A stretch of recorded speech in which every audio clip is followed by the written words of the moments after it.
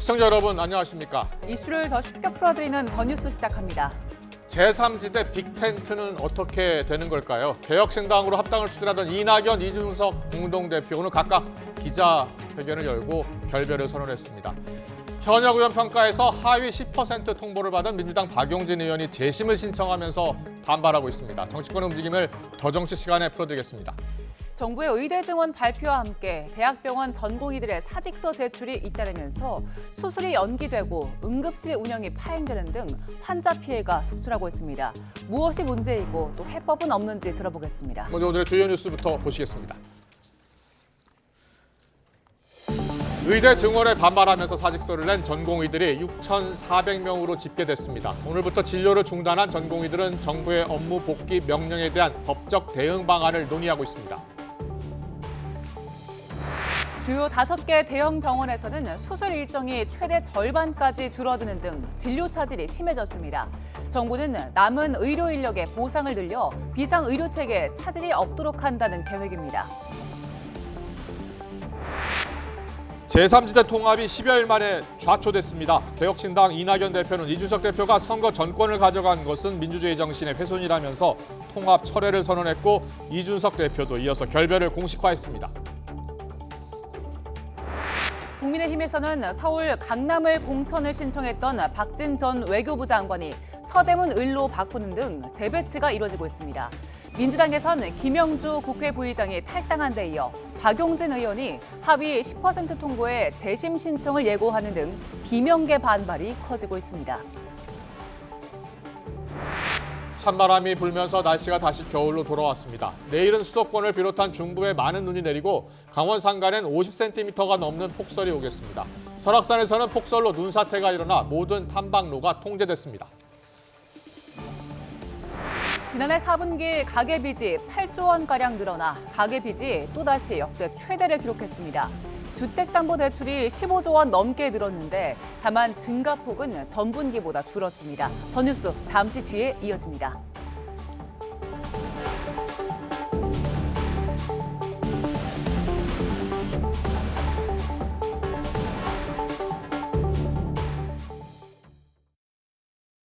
갑작스러운 전쟁과 재난으로 담요 한 장 챙기기 어려웠던 아이들은 이 겨울을 얇은 텐트에서 보내야 합니다. 무거운 눈의 무게로 지붕이 무너지고 얼음이 녹은 차디찬 빗물이 발목까지 고이는 이곳. 배고픔까지 견뎌야 하는 아이들에게 추위는 더욱 매섭게 느껴집니다. 후원 문의 080-757-0119 1933년 아인슈타인의 도움으로 설립된 국제구조위원회는 대피소를 마련하는 한편 담요와 난방기 등의 방한용품을 지원하고 있습니다. 어른들의 전쟁으로 추위와 배고픔을 견뎌내야 하는 아이들을 위해 지금 전화 주세요. 후원 문의 080-757-0119 국제구조위원회. 갤럭시가 생각하는 새로운 세상의 시작은 바로 당신이에요. Me? 물론이죠. 당신은 예술가예요. 새로운 시도에 열려있죠. I'm live. I have a play this weekend. 갤럭시 AI와 함께 더 엄청난 걸 할 수 있어요. 무한한 상상력을 펼치게 되겠죠. 갤럭시 AI의 끝없는 가능성, 당신 손에 달렸습니다. 새로운 세상은 바로 당신으로부터. 잇몸병 아파본 사람은 압니다. 겉과 속이 다른 게 문제죠. 겉으론 붓고 피나고 속으론 염증이 깊어지고 이럴 때 이가탄이 필요합니다. 이가 튼튼 이가탄. 잇몸병엔 이가탄. 지금까지 수많은 산을 오르고 도전하며 이뤄냈다. 진간진 프리미엄과 함께 등산뿐만 아니라 활기찬 일상을 위해서 건강한 관절이 필수니까 해민원의 정성과 마음을 담아 진관진 프리미엄.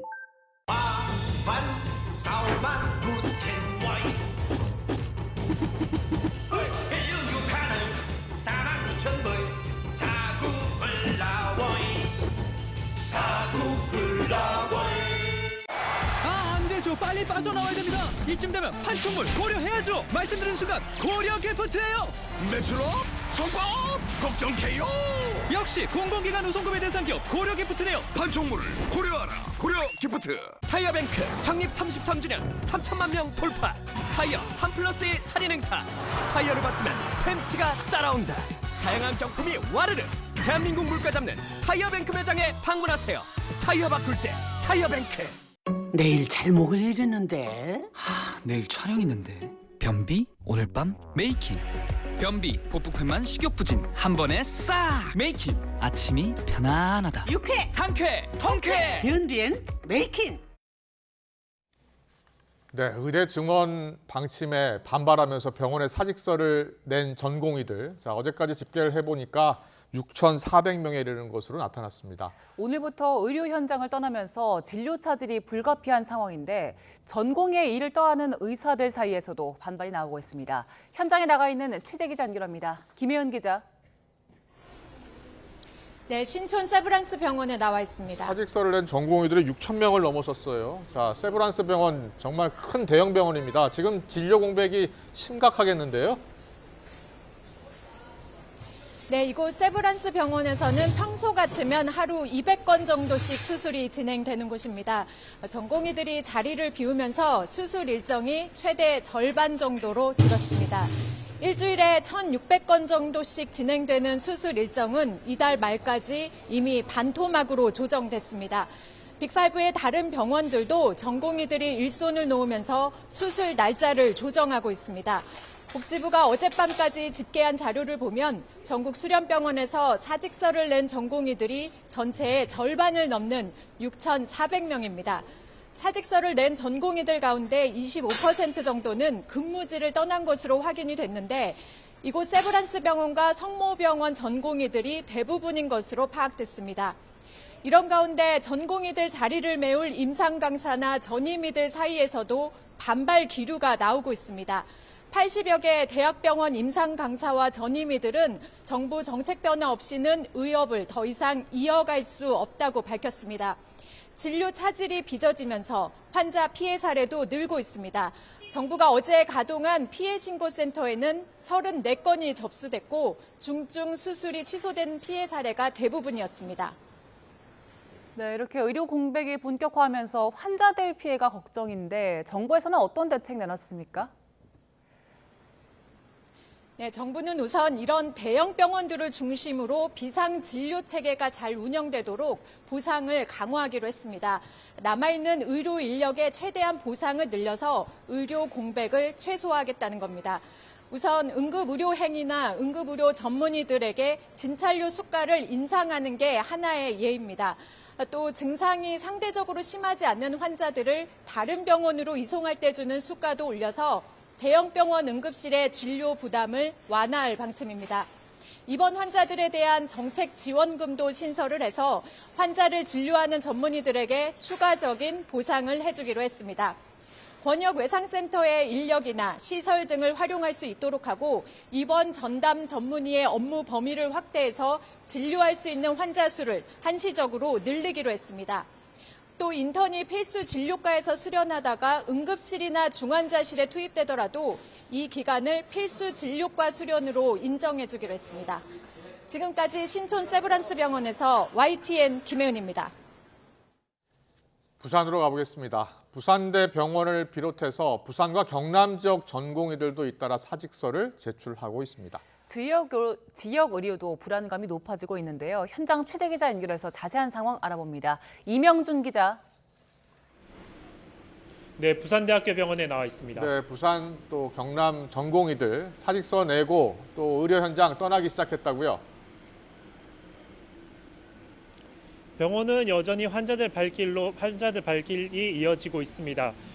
당장 큰 불편함을 느낀다는 환자들 목소리는 아직 나오지 않고 있습니다. 하지만 제가 나와 있는 부산대병원 역시 전공의들의 집단 행동이 이어지면서 환자들 불편이 발생하는 건 피할 수 없어 보입니다.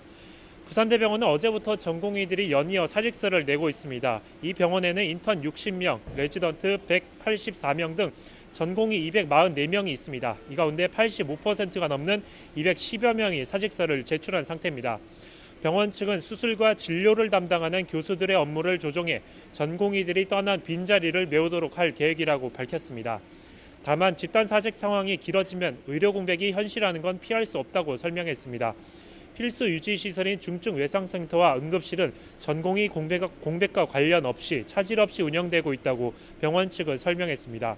이곳뿐 아니라 동아대병원과 백병원 등 부산 지역 다른 대학병원에서도 전공의들의 사직서 제출이 이어지고 있습니다. 경남 지역 상황도 크게 다르지 않습니다. 현재까지 창원 경상대병원 등 경남에 있는 10개 수련병원의 전공의 470여 명 가운데 390명이 사직서를 제출했습니다. 지자체도 대책을 마련하는 데 나섰습니다. 부산시는 일단 응급과 중환자, 수술과 투석 등 필요 기능을 유지해달라고 병원장들에게 요청했습니다. 또 부산의료원 등 지역 공공의료기관 4곳의 진료 시간을 연장하고 준중증 환자는 지역 내 25개 종합병원으로 분산해 진료받을 수 있도록 할 계획입니다. 경상남도 역시 도내 병원 측에 응급실, 중환자실 등 필수 의료를 유지해달라고 당부했습니다. 지금까지 부산대병원에서 YTN 임영준입니다. 네, 정부의 의대 증원에 반발해서 병원을 떠난 전공의들 긴급 임시 대의원 총회를 열고 있습니다. 네, 이번 회의에서는 집단 사직 이후 대응을 위해 비대위원장이 선출될지 관심인데요. 회의가 열린 의사협회 YTN 취재기자 나가 있습니다. 조용성 기자. 네, 대한의사협회에 나와 있습니다. 네, 지금 전공의들이 회의를 하고 있는 겁니까? 그렇습니다. 이곳 지하 강당에서 긴급 임시 대의원 총회가 열린 지 약 2시간 가까이 지났습니다. 현장에는 총회 결과를 기다리는 취재진으로 가득합니다. 대한전공의협의회 회원인 전공의는 9명 가까이 모였고 의사협회 비대위 간부들도 모니터링 요원으로 함께 참석을 했습니다. 회의는 비공개로 진행되고 있기 때문에 취재진 출입은 허용되지 않고 있습니다. 회의실 앞 진행 요원에게 사원증과 개인 신분증 확인을 거쳐야 하고 참석자 명부에 서명한 뒤 입장이 가능합니다. 전국의 수련병원 221곳에서 근무하는 전공의는 모두 13,000여 명인데요. 이 가운데 어젯밤 11시 기준으로 사직서를 제공한 전공의는 절반이 넘는 6,400여 명입니다.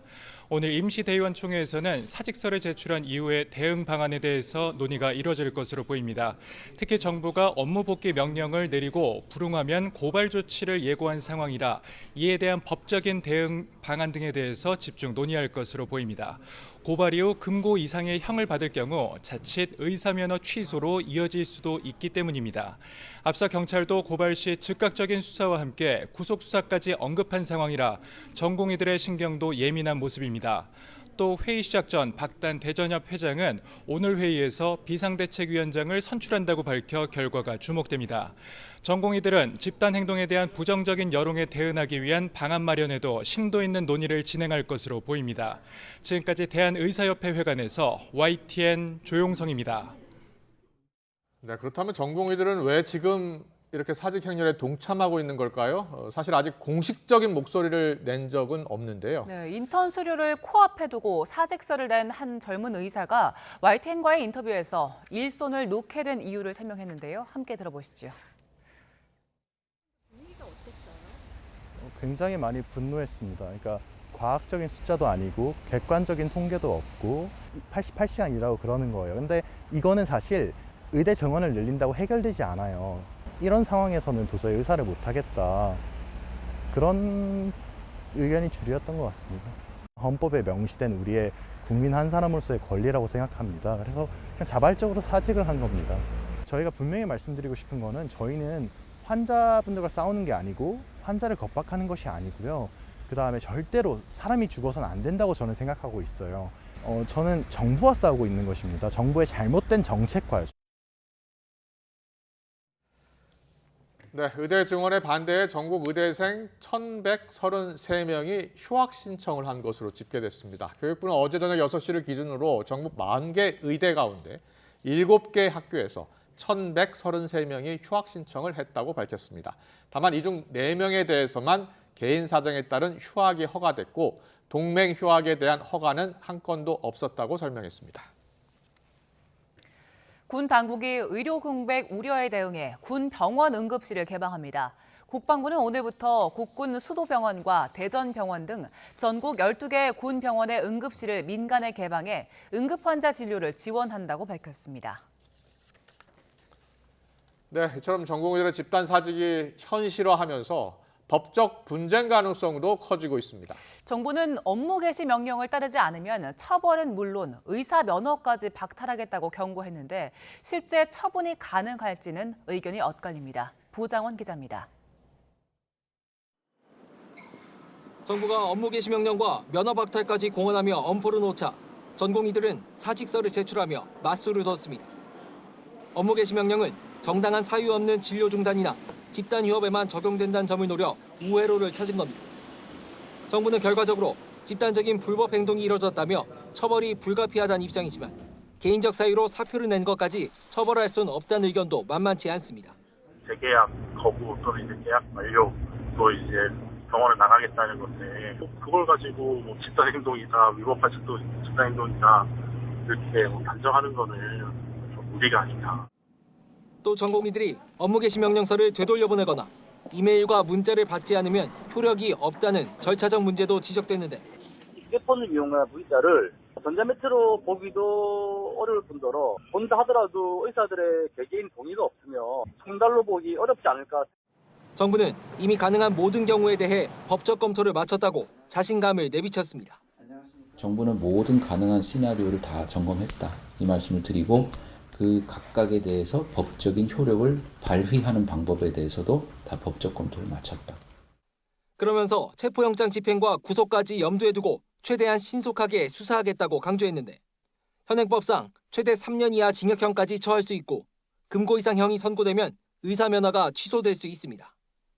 앞서 2000년 의약분업과 2014년 원격진료 추진에 맞선 의사들의 집단행동에선 사태를 주도한 의사협회 지도부만 재판에 넘겨졌고 유무죄 판단도 때마다 달랐습니다.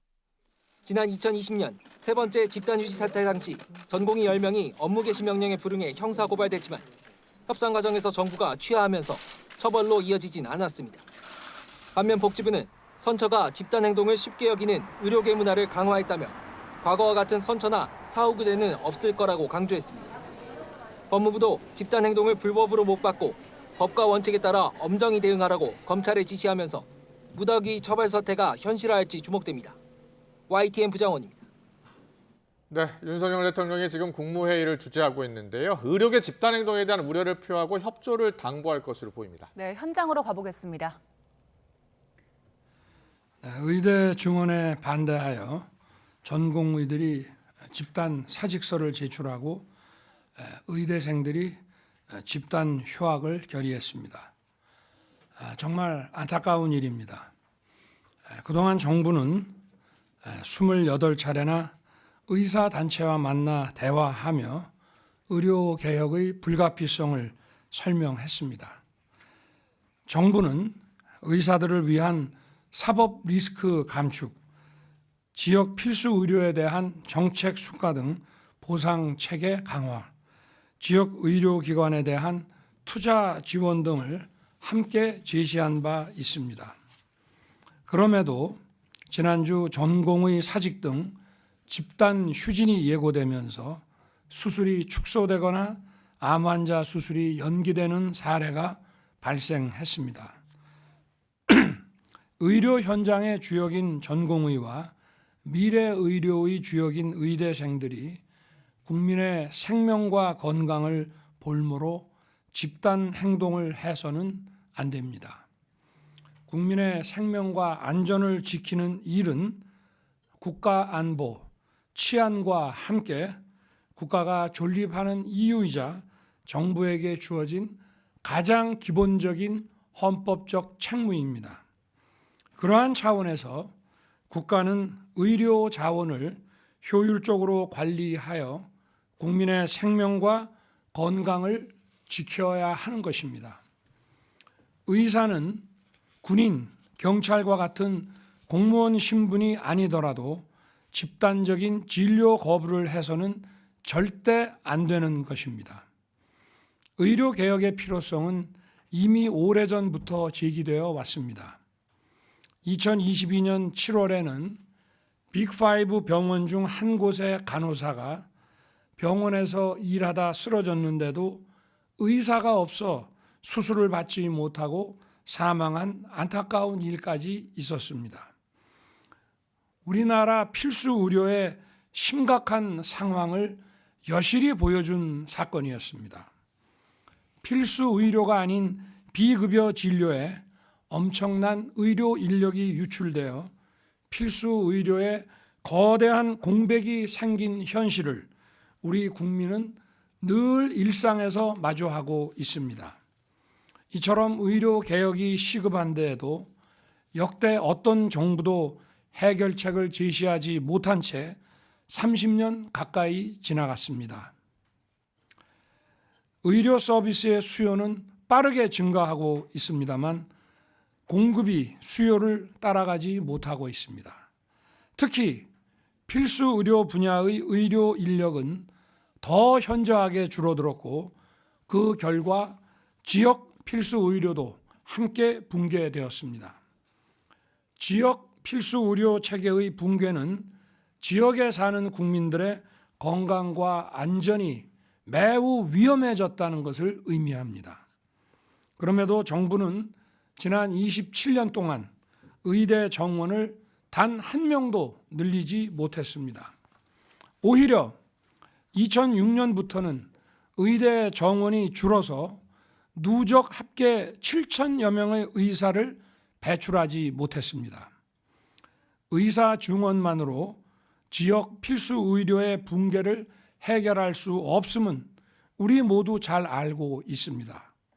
그러나 의사 증원이 필수 의료 붕괴를 막기 위한 필수 조건임은 명백합니다. 정부는 지금까지 의사 증원을 여러 차례 시도해 왔으나 지난 30여 년 동안 실패와 좌절을 거듭해 왔습니다. 이제 실패 자체를 더 이상 허용할 수 없는 지경에 이르렀습니다.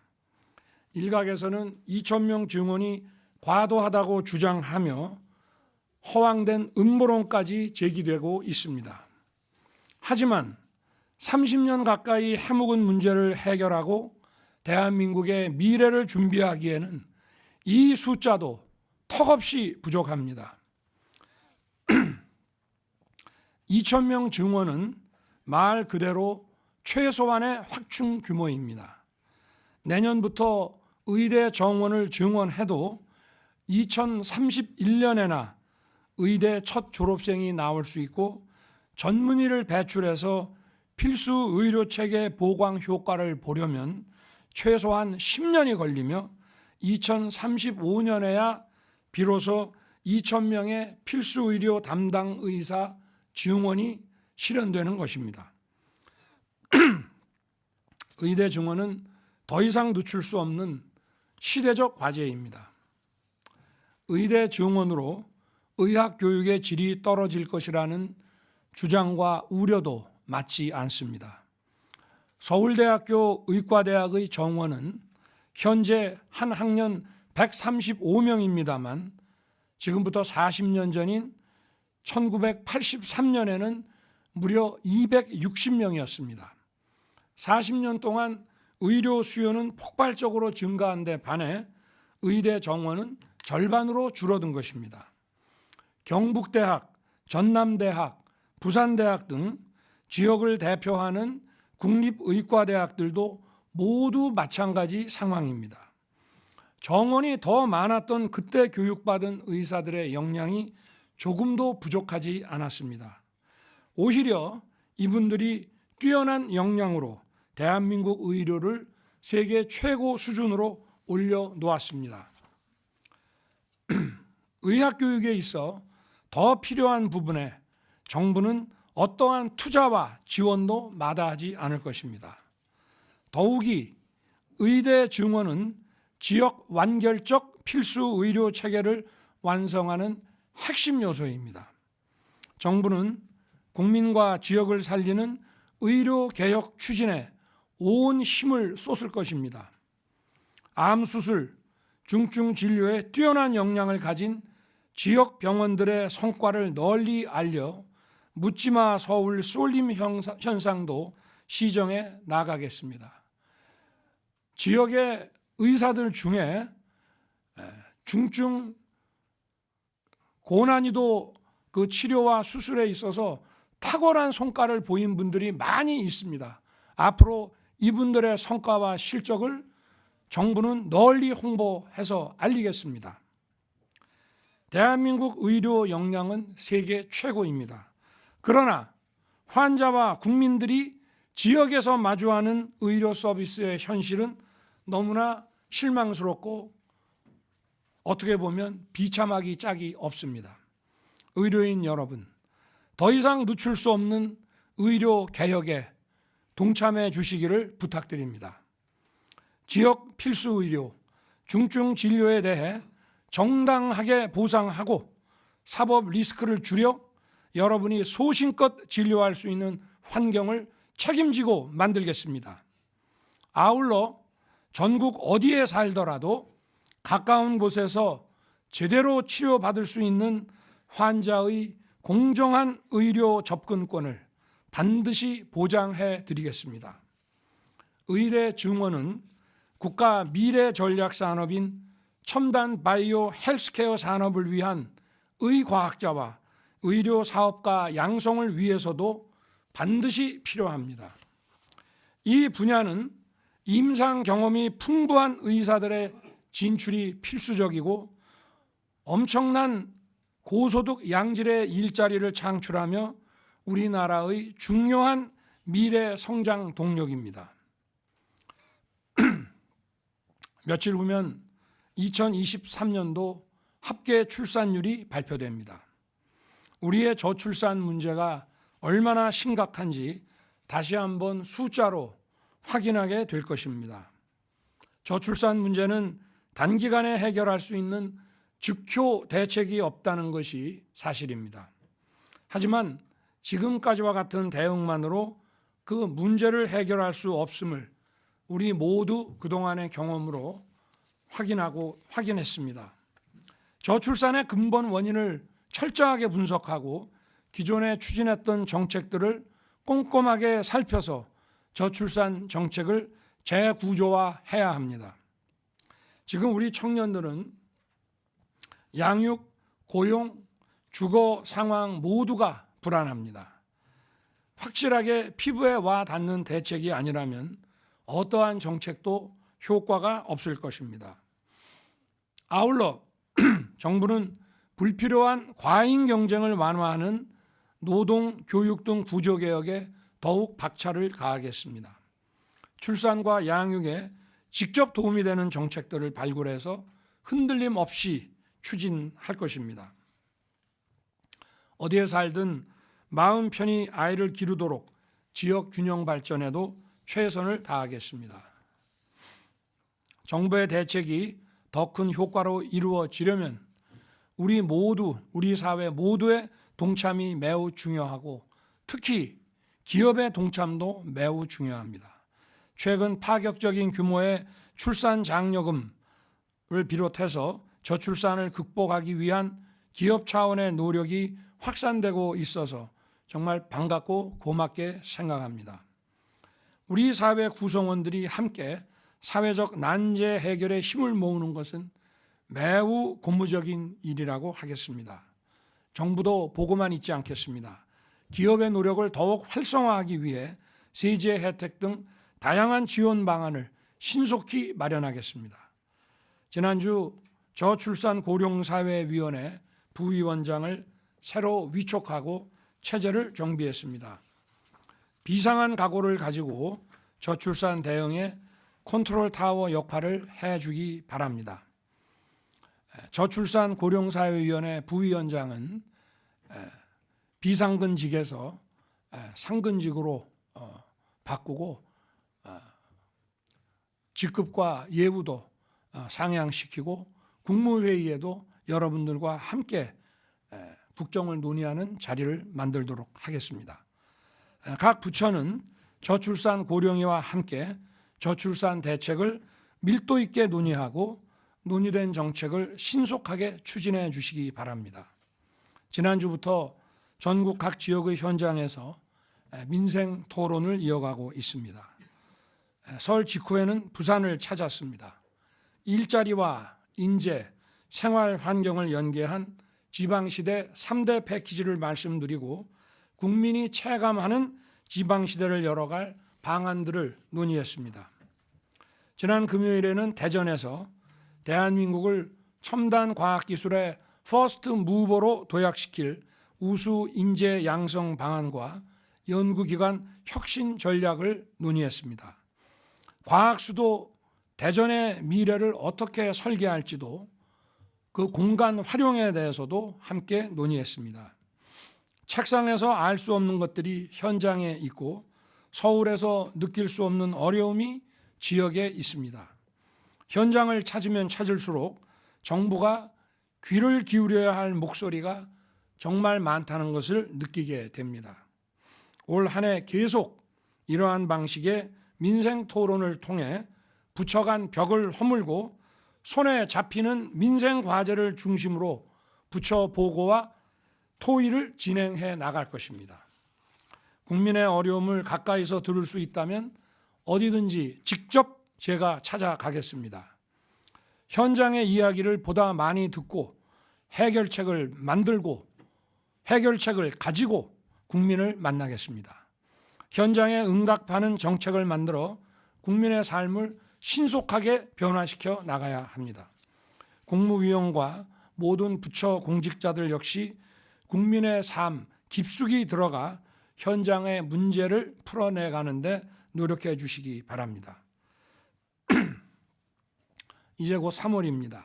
새학기가 시작되고 겨우내 움츠렸던 국민들의 야외 활동도 활발해지고 있습니다. 그러나 이맘때면 어김없이 찾아오는 미세먼지 때문에 봄이 오는 것이 마냥 반갑지만 않다는 분들이 많이 계십니다. 특히 엘니뇨와 같은 이상기후로 대기가 정체되면서 미세먼지 농도도 예년보다 높아질 것입니다. 지난 12월부터 계절관리제를 통해 자동차, 공장, 발전소 등의 미세먼지 배출량을 줄이고 있습니다만 더 강도 높은 대비가 필요합니다. 날씨가 풀려 난방 수요가 줄어들면 석탄 발전 가동을 더 줄일 여력이 없는지, 또 봄을 맞아 다시 시작하는 공사 현장의 날림 먼지는 어떻게 관리할지 작은 것 하나하나 꼼꼼하게 챙겨주시기 바랍니다. 미세먼지에 취약한 어린이와 어르신들이 이용하는 곳과 많은 사람들이 몰리는 실내 미세먼지 관리를 특히 철저히 준비해 주시기 바랍니다. 매년 반복되는 국민들의 걱정을 조금이라도 덜어드릴 수 있도록 환경부와 관계부처는 총력을 다해 대응해 주시기 바랍니다. 감사합니다. 다음 소식입니다. 극적으로 제3지대 통합을 이뤘던 이낙연, 이준석 공동대표가 통합선언 11일 만에 결별했습니다. 이낙연 대표는 이준석 대표 측의 선거 전권 위임 결정은 민주주의의 정신을 훼손한 것이라며 새로운 미래로 돌아가겠다고 했습니다. 국회 연결합니다. 손효정 기자. 네, 국회입니다. 네, 어제였죠. 선거운동 정책결정 정권을 이준석 대표에게 위임하는 결의가 있었는데 이를 두고 충돌했어요. 이낙연, 이준석 대표요. 오늘 기자회견 열었고 각자의 길을 가기로 했죠. 네, 어제 개혁신당 최고위원 회의 뒤 신당 잔류 여부를 고민해왔던 이낙연 대표는 오늘 오전 기자회견을 열고 이준석 대표와의 결별을 선언했습니다. 이 대표는 부실한 통합 결정이 부끄러운 결말을 낳았다며 다시 새로운 미래로 돌아가 선거 체제를 신속히 갖추겠다고 밝혔습니다. 통합 결렬의 책임은 선거 전권 위임 안건을 강행 처리한 이준석 대표 측으로 돌렸습니다. 민주주의 정신이 훼손됐고 낙인과 혐오, 배제의 정치가 답습됐다고 비판했습니다. 통합은 좌초했지만 저의 초심은 좌초하지 않고 오히려 굳건해졌습니다. 도덕적, 법적 문제에 짓눌리고 1인 정당으로 추락해 정권 견제도 정권 교체도 어려워진 민주당을 대신하는 진짜 민주당을 세우겠습니다. 이낙연 대표가 결국 독자 노선을 택하면서 개혁신당은 통합 11일 만에 분열 수순을 밟게 됐습니다. 현역 의원 하위 20% 통보 이후 민주당 의원들의 탈당이 가속화되면 이낙연 대표가 탈당 의원을 적극 영입할 거란 전망도 나오고 있습니다. 이준석 대표는 이낙연 대표의 이탈은 빅텐트에 대한 국민적 우려를 불러올 것이라며 만류했었는데요. 이 대표는 이낙연 대표의 입장 발표 1시간 뒤에 긴급 기자회견을 열고 통합 파기에 대한 참담한 마음으로 사과드린다고 밝혔습니다. 이어 양당의 적대적 공생관계에 실망한 유권자에게 더 나은 선택지를 마련해주기 위해 진정성 있는 노력을 하겠다고 덧붙였습니다. 새로운 미래가 더 이상 함께하지 못한 것에 대해서 참담한 마음으로 국민들께 사과드립니다. 오늘만큼은 앞으로에 대한 호언장담보다는 국민께 겸허한 저에 대한 성찰의 말씀을 올리겠습니다. 네, 계속해서 거대 양당 공천 상황 짚어보겠습니다. 먼저 국민의힘 지역구 재배치 논의에 속도를 내고 있다고요? 네, 국민의힘은 이른바 양지 공천 신청 논란을 일으킨 윤석열 대통령 측근들의 지역구를 재배치하는 작업에 본격적으로 착수했습니다. 먼저 윤석열 정부 초대 외교부 장관을 지낸 4선 박진 의원에게 공천 신청지인 서울 강남을 대신 여당의 수도권 험지로 꼽히는 서울 서대문을 출마를 제안했습니다. 장동혁 사무총장은 국회에서 기자들과 만나 이번 선거는 매우 어려운 선거이고 승리해야 하는 총선이라며 공관위에서 이 같은 의견을 모았다고 말했습니다. 박 전 장관도 곧이어 언론에 입장문을 내고 선민 후사의 정신으로 헌신과 도전을 시작하겠다며 서대문을 지역에 출마하겠다고 밝혔습니다.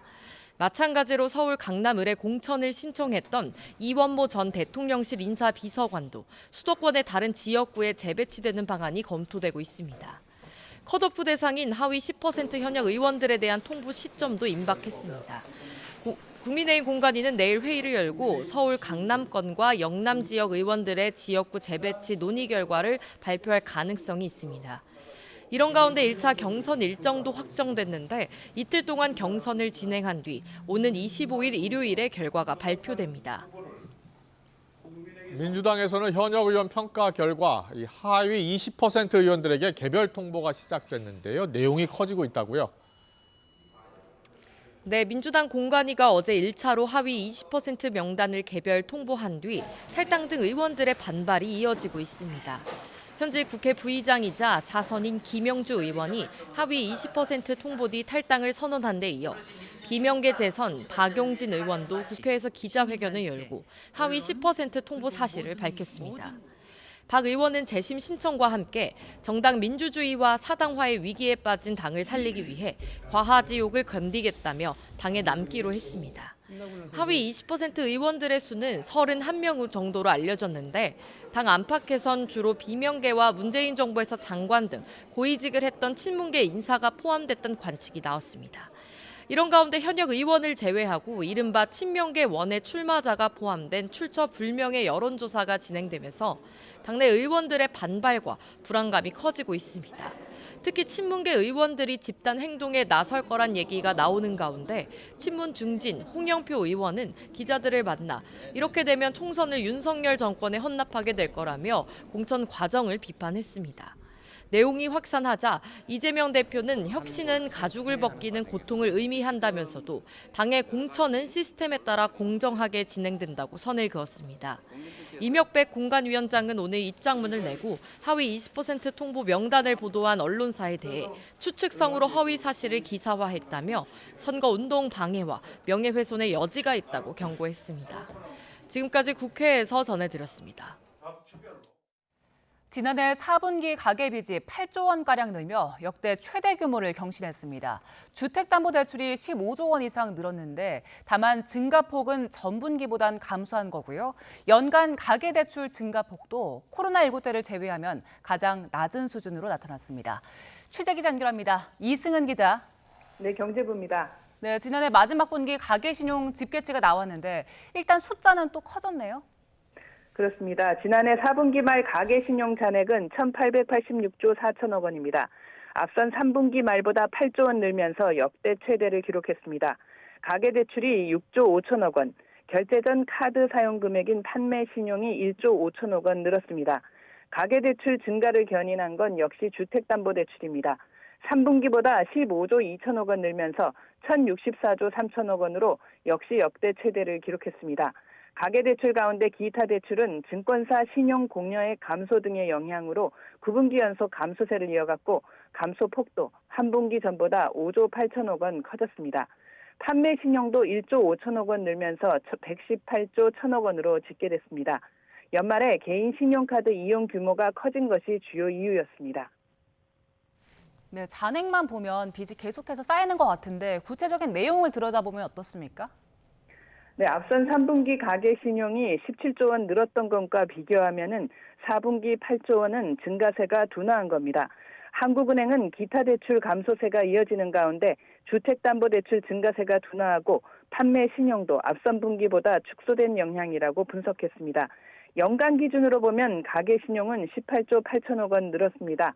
코로나 상황이었던 2022년과 카드 대란 사태가 있었던 2003년을 제외하고는 통계 작성 이래 가장 낮은 수준입니다.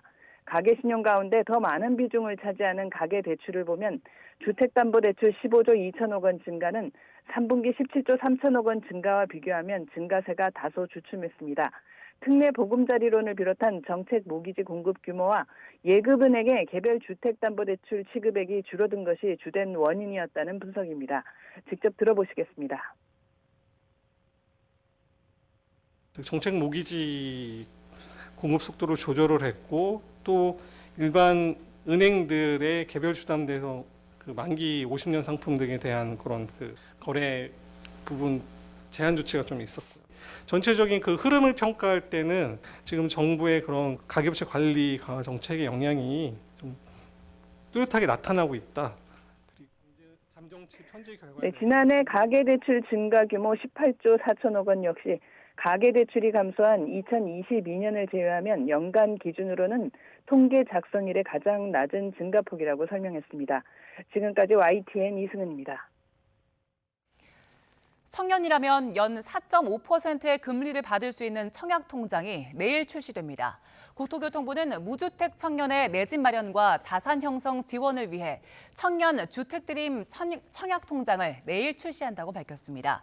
만 19세 이상 34세 이하이면서 연소득이 5천만 원 이하인 무주택 청년이라면 가입 대상이 됩니다.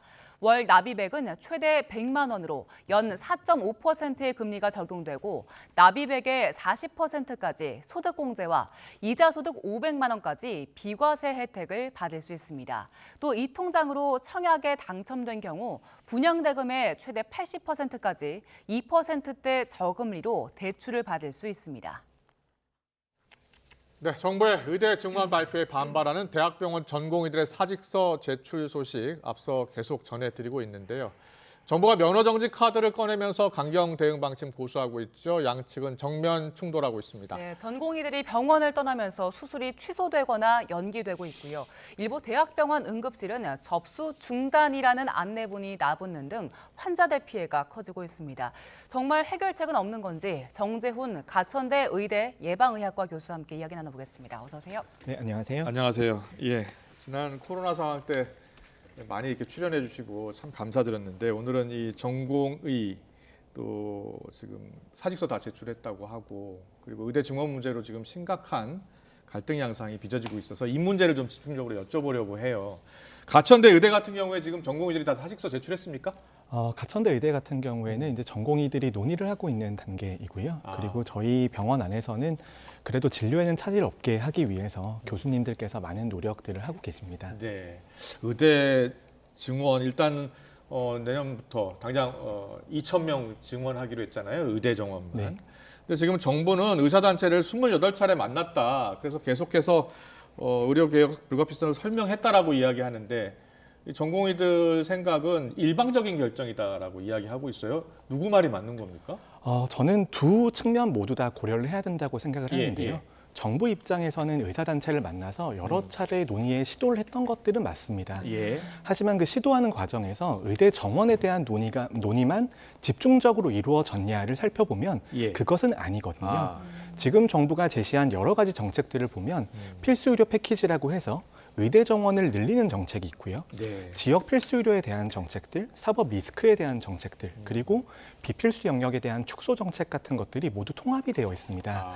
이런 논의할 주제들이 굉장히 많기 때문에 예. 의대 증원이라고 하는 것들이 집중적으로 논의가 되긴 어려운 구조였었고 예. 그리고 의대 정원이 2,000명 정도 늘어난다는 것들에 대해서는 사전에 협의가 되지 않은 상태로 통보 형태로 발표가 되었기 때문에 예. 의사단체에서는 조금 더 반발이 심한 것으로 보고 있습니다. 그렇군요. 지금 예. 말씀해 주신 의료 정책 패키지가 여러 가지 정책이 담겨 있는 거잖아요. 일단 2,000명 증원하는 것에 대해서는 반대하는 입장이 분명한 거고 나머지 정책들에 대해서는 어떤 입장인가요? 나머지 정책들에 대해서는 의사단체 안에서도 의견이 엇갈리고 있습니다. 특히 의사단체라고 하는 것들 그리고 의사의 예. 구성원이라고 하는 것도 개원에 계신 분들, 병원에 계신 분들, 그리고 교직에 계신 분들과 젊은 세대들은 이해관계가 조금씩 다르다고 볼 수 있습니다. 그렇군요. 그래서 예. 그런 예. 경우에는 특히 비급여나 아니면 비필수 의료 영역에 있어서의 축소 부분들은 병원에 계신 분들은 어느 정도는 동의를 하시는 부분이 있을 거고요. 네. 하지만 개원의 시장에 계신 분들께서는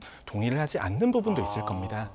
반대로 지역에서의 이제 의료를 향상시키는 그런 정책들에 대해서는 예. 어느 정도는 컨센서스는 이루어져 있다고 생각을 합니다. 그렇군요. 하지만 예. 그런 과정에서의 재정이 얼마만큼 투입될 수 있을 것이고 어디에 투자를 집중해야 될지에 대한 논의 그런 것들은 아직까지는 완전한 논의까지는 이루어지지 않은 상태라고 봐야 됩니다. 네. 그럼 의사 단체라든지 전공의들이 가장 반대하고 있는 이 의대 정원 2,000명 그리고 장기적으로는 계속 10,000명 이상 늘려 나가겠다는 거 아닙니까? 거기에 그것을 가장 반대하는 이유가 어디에 있습니까? 일단 2,000명이라고 하는 것이 네. 생각보다 굉장히 과감한 폭입니다.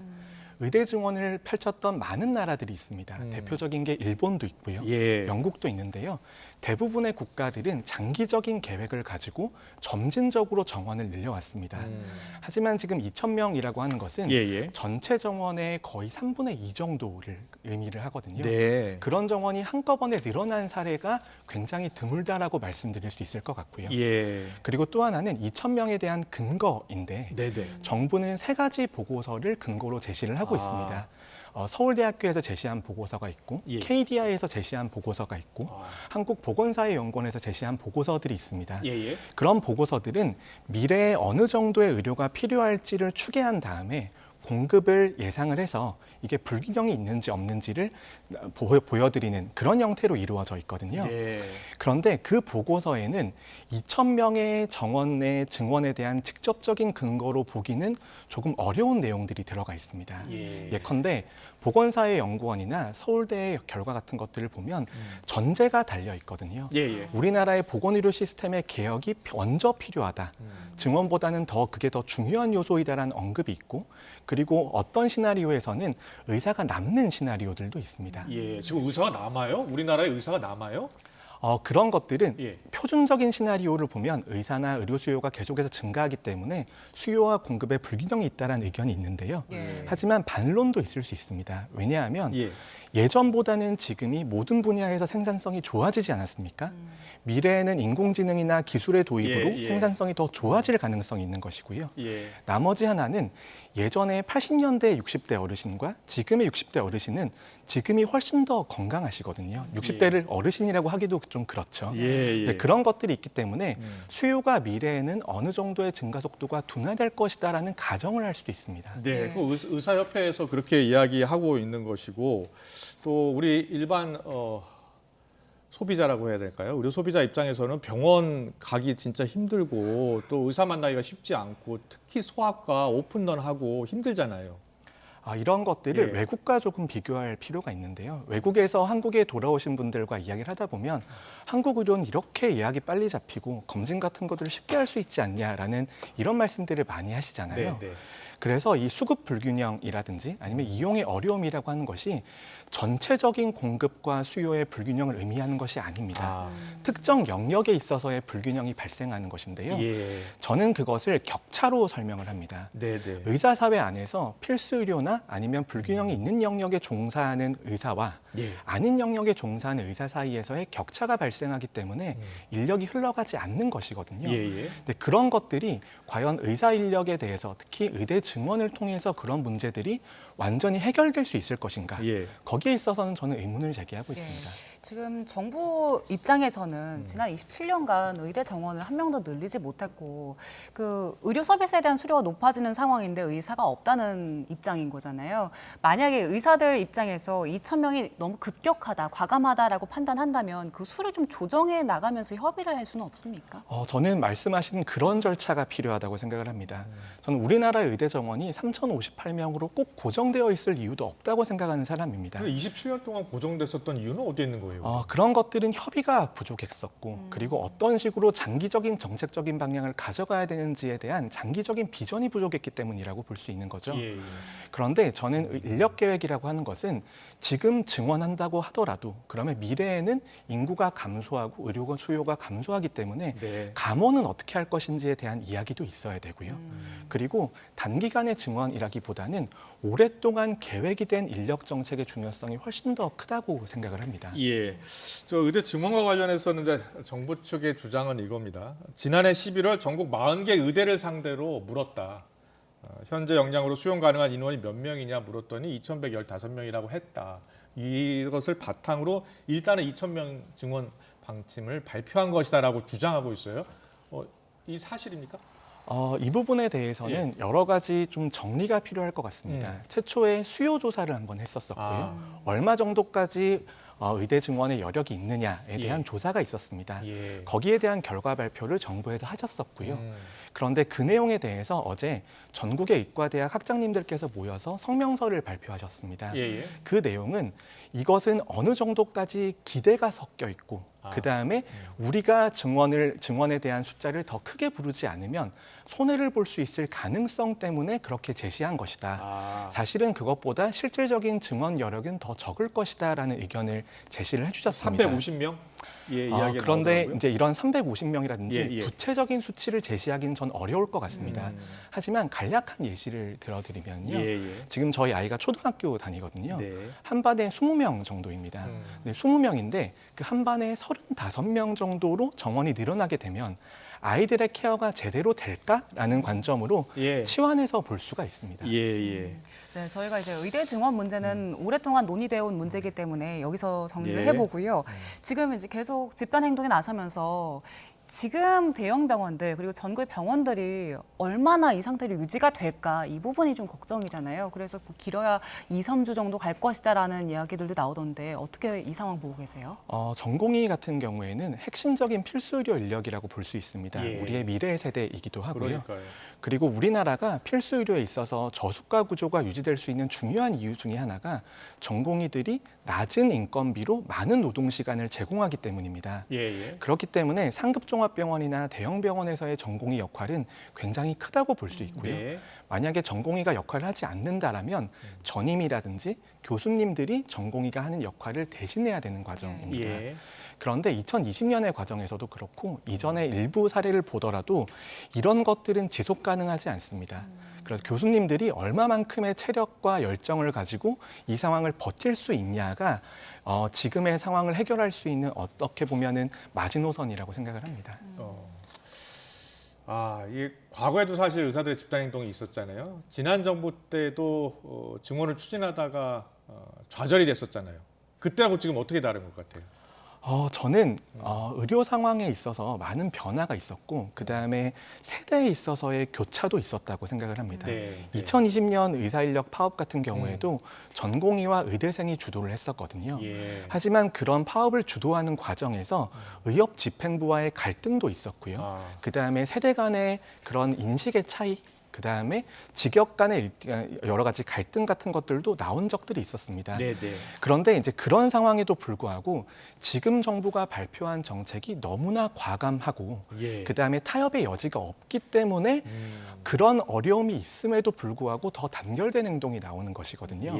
저는 정부의 입장에서 좀 본다라면 전공의들과 그다음 의사사회에서 네. 어느 정도 협상의 여지와 아니면 퇴로를 마련해 줄 필요가 있다고 생각을 합니다. 예. 그게 국민의 건강 관점에서도 가장 중요한 요소가 되겠죠. 퇴로가 좀 나와야 될 것 같은데 지금 의료 공백이 현실화됐기 때문에 정부에서는 여러 가지 대책을 내놨습니다. 공공의료기관을 좀 가동을 더 열심히 하겠다. 그리고 대형병원 중심으로도 비상진료체계 운영되도록 좀 보상을 더 강화해 주겠다. 이런 대책들을 내놨어요. 근데 지금 의사단체 내부에서는 환자들에 대한 대책 내놓은 게 있습니까? 의사단체 내부에서는 아직까지는 전공의 위주로 정책들이 이루어지고 있기 때문에 거기에 대한 본질적인 대책들이 나온 것들은 없습니다. 하지만 지금은 대형 병원과 상급 종합병원들에서도 전임의와 교수들은 그대로 자리를 유지를 하고 있습니다. 그리고 그분들은 필수 의료에 있어서 가장 경험이 많으신 분들이기 때문에 만약에 가장 위중하고 어려우신 분들이 있으시다라면 저는 그분들은 자리를 계속 지키실 것이라고 생각을 합니다. 장기화될 때가 좀 걱정이 되는 거죠. 그렇습니다. 지금 뭐 수술이 잇따라 취소되고 있고 그리고 당장 수술이 필요한 분들도 있잖아요. 그럼 환자 가족들은 지금 발을 동동 구르고 있어요. 의사협회나 의사단체에서 이런 수술은 꼭 해야 한다, 해줘야 한다 이런 목소리 좀 나오지 않아요? 저는 그런 부분에 있어서 조금 의사단체에서도 유연하게 접근할 필요가 있다고 생각을 합니다. 저도 인터넷의 여론의 흐름을 보거나 아니면 주변 사람들의 말씀을 듣기로는 지금 의사단체나 의사에 대한 여론들이 매우 좋지 않은 상황이고 결국 지금은 정부의 정책과 의사 관련 단체의 이런 갈등임에도 불구하고 마치 의사단체와 국민 사이의 갈등인 것처럼 비춰지는 요소들이 있습니다. 근데 그런 것들을 조금은 유연하게 접근하고 국민들에게 잘 설명드리려면 필수 의료에 대해서 그리고 가장 위중한 사람들에 대해서는 그래도 현장을 지키겠다라는 메시지가 나오는 게 맞다고 생각합니다. 네, 의료 공백 사태가 이제 본격화되고 있는데요. 이게 만약에 이렇게 강대강 대치가 계속된다면 이게 의료 공백이 너무 장기화되는 거 아니에요? 저는 의료 공백이 장기화되는 것도 우려가 되지만 다음 세대의 정책을 어떻게 펼 것인지가 더 걱정이 됩니다. 지금 정부와 의사에서의 갈등이 이렇게 깊어져 있는데 5년, 10년 뒤에 다른 정책들의 변화, 예를 들어서 실손보험의 개혁이라든지 비필수 시장의 조정 같은 것들을 이제 의사단체와 정부가 어떻게 논의를 할 수 있겠습니까? 그렇기 때문에 저는 지금의 갈등에서 성공의 역사를 만들어야 된다고 생각을 합니다. 그리고 그런 것들이 합의를 통해서 미래 세대의 의료 부담이라든지 아니면 우리의 건강 보장에 있어서의 지속 가능성을 유지할 수 있는 방향으로 발전적으로 나아갈 수 있는 게 중요하다고 생각합니다. 지금 의료협회 또 의사들, 전공의들이 가장 반발하는 게 이제 일방적인 결정 아닙니까? 또 환자 입장에서는 또 전공의들이나 의사들이 일방적으로 떠나는 거예요? 그렇습니다. 그렇기 때문에 모두 대화와 과학적인 근거를 통해서 협의할 필요가 있다고 생각을 합니다. 그리고 의사단체도 그렇고 정부도 그렇고 타협이 불가능하다라고 주장하는 것도 저는 어려울 수 있다고 생각을 합니다. 미래 의료 환경은 계속해서 변하는 것이고요. 그리고 극단적으로 아까 이제 출산율에 대한 언급이 대통령께서 말씀을 하셨지만 우리나라는 저성장과 저출산 기조가 이제는 고착화되고 있습니다. 그런 상황에서 예전의 시스템이 미래도 그대로 유지가 될 수 있다라고 믿는 것도 저는 착각일 수 있다고 생각합니다. 네, 서로가 좀 지혜를 모아야 될 때인 것 같고요. 특히 환자 피해가 더 이상 가지 않도록 노력을 기울여야 될 것 같습니다. 지금까지 정재훈 가천대 의대 예방학과 교수와 함께했습니다. 잘 들었습니다. 네, 감사합니다.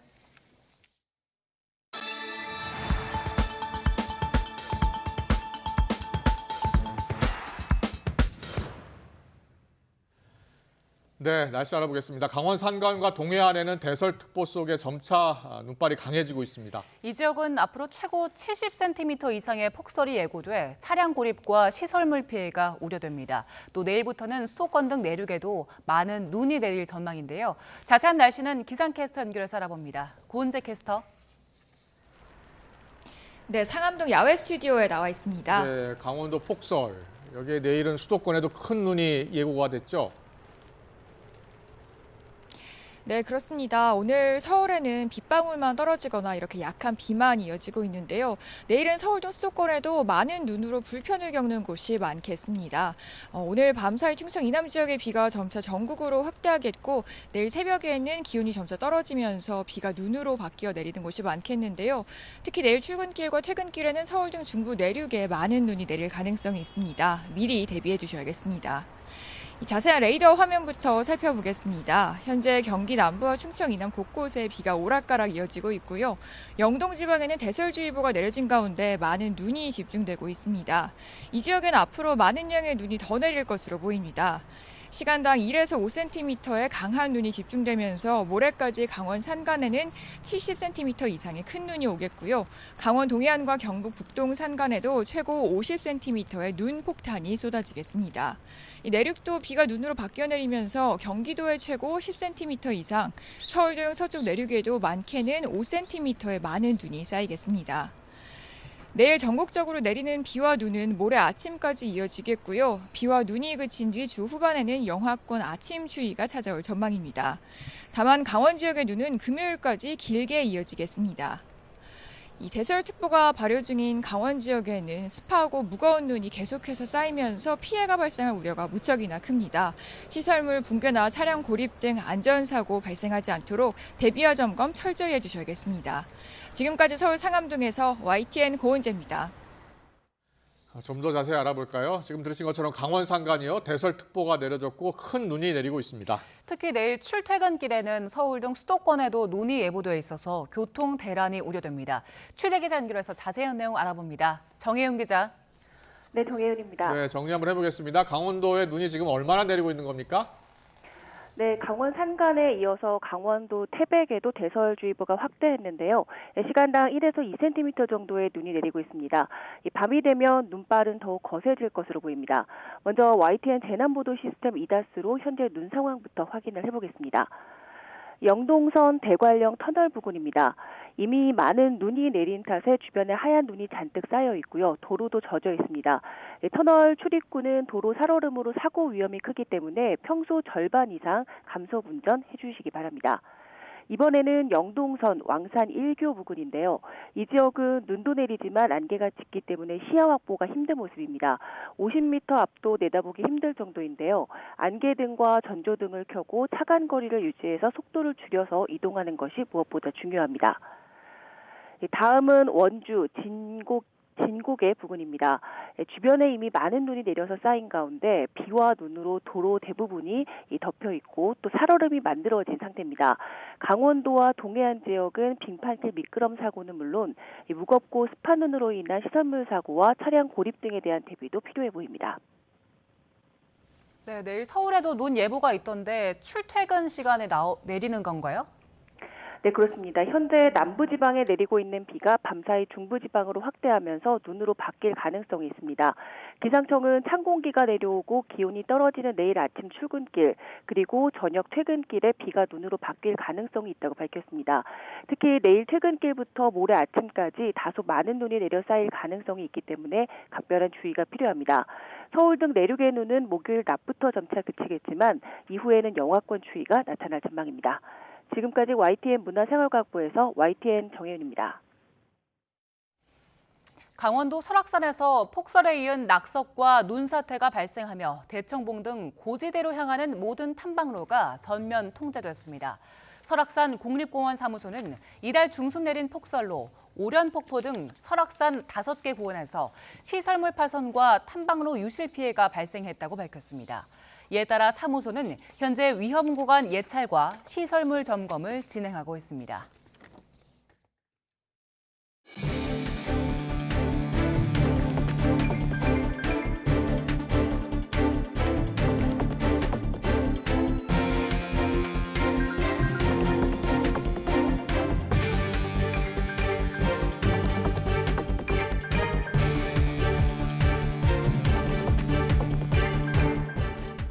네, 오늘의 전국 현안 짚어보는 시간입니다. 서정욱 변호사, 장미 변호사와 함께 짚어보겠습니다. 어서 오십시오. 안녕하세요. 안녕하세요. 안녕하세요. 네, 자, 개혁신당 결국 통합하겠다라고 국민께 이야기한 지 10하루 만에 결별했어요. 자, 결별을 예상하셨었나요? 그럼요. 처음부터 이게 워낙 급조된 텐트이기 때문에 제가 이제 조금만 바람이 불어도 텐트가 이제 날려가 버린다. 어느 쪽에 더 책임이 있는 것 같습니까? 이거는 이제 100% 이준석 측에 있다고 저는 봅니다. 왜냐? 결국은 이제 이걸 정권을 가져간다? 이게 말이 됩니까? 정책이나 홍보에 정권을 가져간다. 예. 그 자체가 이제 저는 통합 정신에도 반하고 문제는 이제 그걸 또 표결로 했잖아요. 예. 이준석 대표는 이제 그 표결로 독재하는 걸 보냐? 예. 오히려 이제 공부를 좀 해보시면 예. 모든 게 독재자는 국민 투표나 표결로 합니다. 네. 히틀러도 이게 표결로 한 거예요. 예. 저는 이게 표결로 할 문제입니까? 이거는 협의로 할 문제죠. 예. 따라서 이제 저는 두 가지 점에서 이준석 측의 전적인 책임이 있다 봐요. 네. 이준석 공동대표 측의 책임이 있다. 자, 장유미 변호사는요? 그런데 이낙연 대표에게도 책임이 없다고 할 수는 없죠. 본인이 머리를 조아리면서 좀 성급했다라고 이야기하고 있지 않습니까? 네, 오늘 그렇게 이야기했습니다. 예, 설 연휴 전에 사실상 급조라는 이야기가 나올 만큼 갑자기 합당 선언을 했습니다. 네. 거기에 어떠한 교집합도 가치의 공유도 있었다고 보기 어렵습니다. 네. 사실상 그 전에도 자강론 이야기가 계속 나왔던 원래 개혁신당, 그러니까 이준석 대표 체제에서 대해서도 사실상 계속해서 정치적 러브콜을 했었죠. 그래서 당명도 맞추고 여러 부분을 좀 뒷걸음질 쳐서 좀 맞춰줬었던 거 아닙니까? 그런데 당 합당이 급했던 거죠. 그리고 본인의 정치적인 어떤 스케줄을 가져가기 위해서는 설 전에 꼭 필요했다라고 판단할 것 같은데 그 결론은 그러니까 같은 가치에 공유 없는 이합 집산이 어떻게 종결되는지 그것도 열 하루 만에 그 단면을 저희가 지금 보고 있는 것 같아 안타깝습니다. 알겠습니다. 자, 박수도 이렇게 한 손으로 칠 수 없죠. 이게 딱 쳐야지. 양측에 다 책임이 조금씩 있지 않을까 생각이 드는데요. 앞으로가 문제입니다. 앞으로. 이준석 대표 입장에서는 지금 현재 이제 현역 의원이 빠져나가는 거 아니에요? 네. 그렇게 되면은 앞으로 개혁신당의 어떤 입지 어떻게 될 것 같아요? 지금 이제 일단 그 국고 보조금부터요. 예, 반납을 해야 되고요. 예. 반납 안 하면 이제 기부라도 한다고 했거든요. 그것부터 이제 정리하시고. 저는 앞으로 오히려 이낙연 신당이 더 희망적으로 봐요. 어떤 점에서요? 기호 한 3번 될 것 같아요. 어떤 점에서요? 왜냐하면 이제 국민의힘에서는 이탈자가 이준석 당으로 갈 사람이 별로 안 보입니다. 근데 민주당은요. 어제 김영주 의원도 이제 탈당했지만 이제 앞으로 친명계에서 이제 공천을 거의 뭐 비선회에서 좌지우지하면 거기에 이제 그 하위 20-30% 통보하는 게 있잖아요. 그러다 보면 이제 저는 상당히 이탈자가 많이 나올 수 있고 그분들은 이제 주로 대안을 이낙연 당에 찾을 것 같아요. 따라서 이제 이낙연 당이 오히려 기호 3번이 되지 않을까 이렇게 예상이 돼요. 네.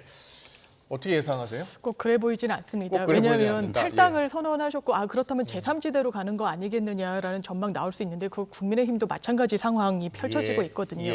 국민의힘 컷오프된 서정숙 의원도 본인이 여러 단위에서 콜을 받고 있다 이렇게 이야기를 했어요.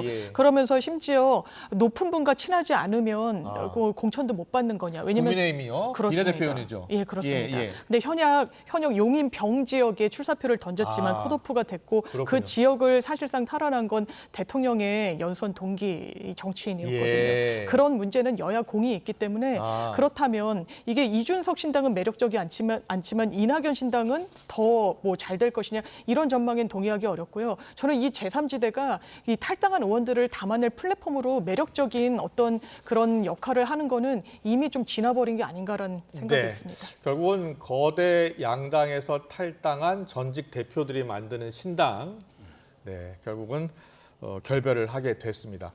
그런데요, 이런 가운데 민주당이요, 공천 심사 결과가 조금씩 나오고 있는데 현역 의원들, 지금 민주당의 현역 의원들이 160여 명 되잖아요. 거기 현역 의원들 가운데 평가가 있었는데 하위 10%, 하위 20%에 해당하는 약 30명 안팎의 의원들에 대한 통보가 시작이 됐습니다. 박용진 의원도 통보가 됐고요. 자, 어떤 이야기인지 듣고 오겠습니다. 치욕스럽죠. 그런데 그 치욕을 견디고 가는 거는 국민을 믿기 때문이고요. 여러분들이 냉정하게 지켜보셨으니까 이 평가가 맞는지 틀리는지도 여러분들이 판단해 주시면 고맙겠고요. 당대표 경선, 대통령 후보 경선 그 과정이 이렇게 평가받는 건가? 뭐 이런 생각도 들긴 합니다만 저는 뭐 불하지 않겠습니다. 네, 박용진 의원이 그 의원에 대한 현역 의원 평가에서 하위 10%. 네, 어떻게 보셨어요? 만약에 공정한 평가였다면 말이 안 되는 거죠. 그렇잖아요. 160명 중에 16명 들어갔다는 거 아닙니까? 그게 말이 됩니까? 이분이 나름대로 이제 여러 정책적인 대안도 많이 제시했고 실제 방송 활동도 많이 해서 당에 기여도 했고 그리고 이제 전당대회나 많이 나갔잖아요. 이런 이제 활동을 봤을 때 이분이 거의 꼴찌에 가까운 하위 10%다. 이게 공정한 평가는 아니죠. 그렇지만 저는 이게 충분히 예상한 결과다. 왜? 이재명 대표는 이제 공정하게 공천하는 게 아니고 정적 제거에 활용하는 거예요. 옛날에 경쟁했던 고양시장 있잖아요. 최성. 이분들에게 컷오프식 있지 않습니까? 저는 임종석 실장도 마찬가지예요. 본인의 잠재적 라이벌이니까 지금 이게 싹을 밟으려고 하고 있지 않습니까? 박용진 의원이 본인의 라이벌이 될 수 있다고 보는 거예요. 옛날에도 이게 전당대회 농구했기 때문에. 김영주 국회 부의장은요? 그분은 이제 하위 20%인데 그분은 이제 옛날에 차라리 일본 여행을 간다든지 후쿠시마 때 그런 이게 잘못도 일부라도 있었죠. 그것도 저는 공정하게 안 봅니다. 결국은 이제 반 이재명 세력을 치내는 과정에 박용진 의원은 희생이 되고 거기에 또 정봉주라고요. 전 의원 무리를 많이 일으켰죠. 이분이 가 있지 않습니까? 이런 것 때문에 저는 인위적으로 하위 10%를 줬다. 이거는 실제 과지욕이 아니고 경선하면 저는 이게 이기기 어렵다 봐요. 왜? 정봉주 의원이 또 가 있기 때문에. 자, 김영주 국회 부의장, 박용진 의원 일단 하위 20%, 하위 10% 통보를 받았는데 이게 한 1년 전부터 이게 그렇습니다. 계속해서 평가를 했던 거라면서요? 누가 맞습니다. 평가를 하는 거예요? 이게 여러 항목이 있는데요. 그러면 입법 발의한 뭐 내용 같은 정량 평가 부분도 있고요.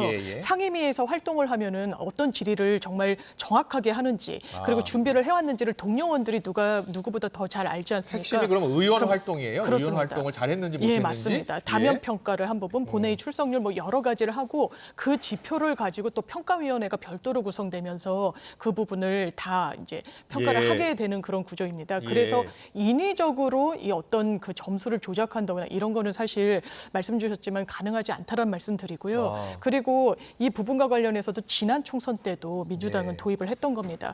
그걸 또 차용해서 국민의힘에서도 시스템 공천하겠다고 이야기하고 있지 않습니까? 그래서 국민의힘은 오히려 하위 10%가 나온 의원들에 대해서는 컷오프를 하겠다고 했습니다. 민주당은 컷오프는 아니고 그 감점 비율을 지난 총선 때보다 좀 높인 부분에 손질은 있었는데 아마 같은 문제는 국민의힘에도 남아있는 그런 국면이라고 보시는 게 맞을 것 같습니다. 알겠습니다. 지금 뭐 각 당 모두 다 시스템 공천을 하고 있다고 하니까요. 민주당 같은 경우에는 그 하위 20% 이하 현역 의원들에 대한 통보가 지금 시작이 된 거죠. 그렇습니다. 그 통보를 받으면 하위 10% 통보를 받으면 뭐 감점이 30% 된다고요? 맞습니다. 사실상 공천받기 어려운 거 아니에요? 이게 본인이 받는 득표율의 30%, 하위 10%는 그리고 그 위에 10%, 그러니까 하위 20%에 포함되는 분들은 20% 감점을 받습니다. 그렇군요. 그래서 이 부분이 또 한켠에서는 이 현역 의원들이 득표율이 워낙에 좋을 거기 때문에 큰 감점 요인이 아니다 이렇게 하는 평가도 나오기는 합니다. 알겠습니다. 자, 이런 가운데 이재명 민주당 대표 이렇게 이야기했습니다. 혁신은 가죽 벗기는 고통을 의미한다라고 했는데요.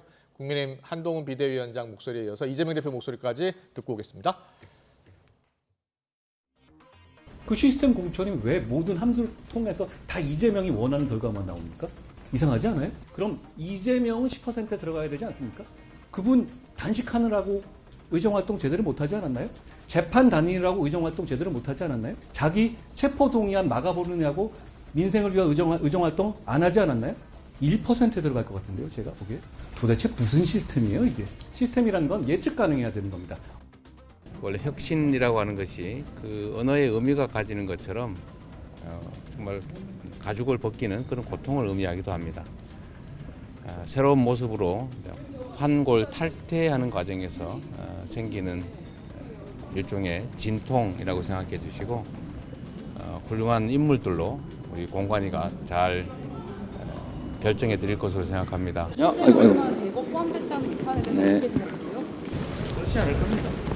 제가 아끼는 분들도 많이 포함된 것 같아서 가슴 아픕니다. 네, 현역 평가 20% 명단에 이제 기자가 물었습니다.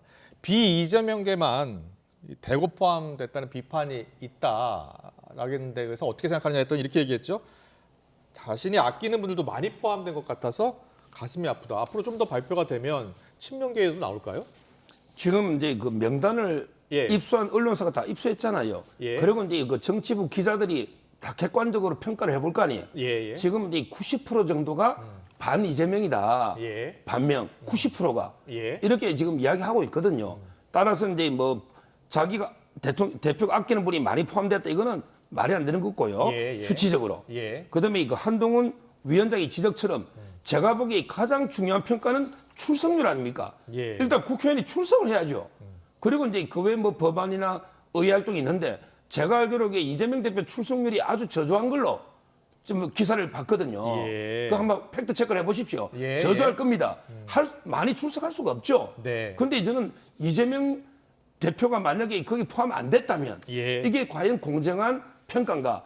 본인부터 저는 되돌아봐야 된다. 이렇게 봅니다. 한동훈 위원장이 이재명 대표가 1%에 들어갈 것 같다. 김명주 의원이 하위 20%면 이렇게 이야기를 했어요. 한동훈 위원장이 오늘 저 발언에 대해서 어떤 생각이세요? 저는 공천은 기본적으로 이재명 대표가 얘기했듯이 혁신 경쟁이고요. 예. 혁신 경쟁은 결과적으로 인물 경쟁입니다. 그리고 민주당에서 뭐 시스템이든 룰이든 어떤 기준에 따라서 하는 부분에 대해서 타당의 대표라고 해도 저렇게 폄훼하듯이 조롱하듯이 이야기해서는 안 된다고 생각합니다. 정치인의 언어가 저런 식으로라면 본인의 신뢰 자산은 하염없이 깎여나갈 겁니다. 그리고 네. 하위 20% 명단 말씀 주셨는데 언론사에 보도된 부분 정확한 거 아닙니다. 민주당이 내놓은 입장이고요. 이게 왜 그러냐면 철저하게 비공개입니다. 본인들이 치욕적으로라고 얘기를 하는 부분이잖아요. 예, 예. 그래서 오히려 뭐 당내 경쟁자랄지 예, 예. 아니면 다른 경쟁자가 상당히 마타도식으로 이 부분을 좀 의도적으로 뭐 가입되지 않았는데 확인이 되지 않는 부분도 명단으로 좀 돌리는 경우들이 왕왕 있었습니다. 이 부분은 정확하게 법적으로 조치할 예정 중에 있다는 점 말씀드립니다. 예. 그렇지 않아도 그거 여쭤보려고 했는데 민주당 총선 후보자 경쟁력 조사예요. 그게 출처 불명 여론조사다. 당에서는 공식적으로 네. 공천에서 하는 거 아니다라고 이야기했잖아요. 그럼 누가 조사하고 있는 거예요? 제가 이 부분도 여러 그 보도들이 나오고 있습니다. 그런데 이 해당 내역을 취재한 기자들도 정확하게 당에서 공간위에서 돌렸다 이렇게는 기사에 못 쓴다고 하더라고요. 그러니까요. 확인이 안 된다라는 겁니다. 예. 실제로 당 차원에서 이런 경쟁력 평가를 위해서 돌리는 게 있습니다. 그때는요 이걸 지표로 써야 되기 때문에 거기에 나올 만한 후보군을 다 넣는 겁니다. 그런데 여러 단위에서 이를테면 지역에서 출사표를 던진 한 뭐 선거 캠프에서도 돌릴 수 있는 겁니다. 그때는 본인의 사실상 홍보 효과를 노리기 위해서 여론조사라는 것을 활용할 수도 있기 때문에 본인의 이름을 제일 앞세우기도 하고요. 이런 여러 난립하는 부분은 사실 국민의힘도 마찬가지일 겁니다. 그렇기 때문에 이 부분이 부각돼서 오히려 사천이다, 밀실이다 이렇게 평가하는 건 좀 과도하다라는 생각이 듭니다. 예. 그런데 보니까 지금 보도를 보면 친문 중진 홍영표 의원 또 그 지역구에서 홍영표 의원이 빠졌고 임종석 의원 그 성동을 임종석 의원 빠졌고 물론 거의 전략 공천이라고 하니까요. 근데 현역 의원들 중에 친문 의원들이 좀 빠져서 거기에 대해서 의문을 또 표시하는 분들도 있어요. 이 부분이 좀 더 부각되는 것 같다는 생각이 드는데요. 당연하지만 홍영표 의원이 있는 그 지역구에서 경쟁력 평가를 할 때는 홍 의원의 이름도 넣는 여론조사 결과도 당연히 있었을 겁니다. 그런데 이 부분은 상대적으로 좀 조명되지 않는 것 같습니다. 예, 홍영표 의원이 당에서 정확한 입장을 좀 밝혔으면 좋겠다. 만약에 당에서 조사하지 않았으면 비선에서 한 것 아니냐 이렇게 또 문제를 제기하더라고요. 거기에 대한 민주당 공관위의 입장은 최소한 지금 특정 의원들의 이름이 삭제된 언론 그 조사는 여론조사는 공관위 차원에서 당 차원에서 돌린 건 아니다라는 입장 내놓고 있습니다. 알겠습니다. 당 차원에서 한 조사는 아니다. 일단 민주당이 공식적으로 밝힌 입장인데요. 그럼 서정욱 변호사님 누가 조사한 것 같습니까? 어디서 조사한 것 같습니까? 지금 이제 한 번 조사하면 비용이 엄청나게 될 텐데 아무 이유 없이 개인이 할 이유는 없잖아요. 저는 충분히 이재명 대표의 그 사조직 비선에서 이제 여론조사를 했다고 보고요. 근데 하나는 이재명 대표가 밝혀야 돼요. 다른 거는 다 뭐 이게 둘러대더라도 뭐냐? 이재명 대표가 직접 문학진 전 의원께 전화해가지고 형님이 꼴찌입니다. 10%. 안태준 30일 할 때 광주 어리죠. 이재명 대표가 이거는 밝혀야죠. 본인이 어느 여론조사를 보고 형님이 꼴찌입니다. 20% 차이 납니다. 이야기를 했다고 하잖아요. 문학진 의원이 안 한 걸 했다고 하진 않을 거 아니에요. 그러면 그 여론조사는 이재명 대표가 뭘 보고 어디서 들었는지. 그러니까 이거는 이재명 대표가 밝히란 말이죠.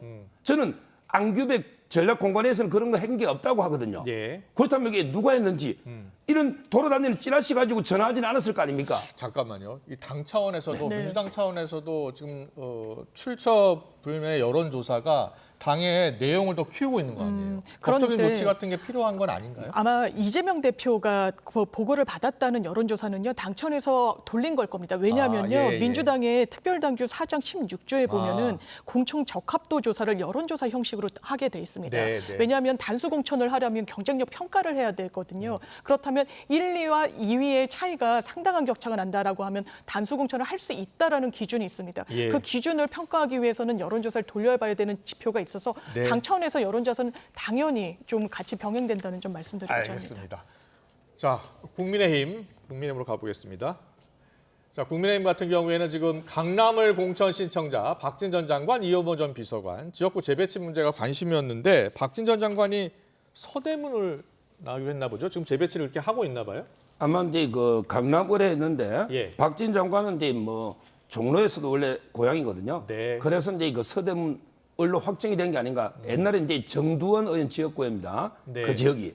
그다음에 이원모 비서관은 아마 이제 용인 쪽으로 예. 이게 검토 중이 아닌가 이렇게 보이고요. 예. 지금 이제 국민의힘에서는 뭐 완전히 선당 후사, 더 나아가서 이제 선민 후사 이 정신이 충만해서 거의 반발하는 분이 없어요.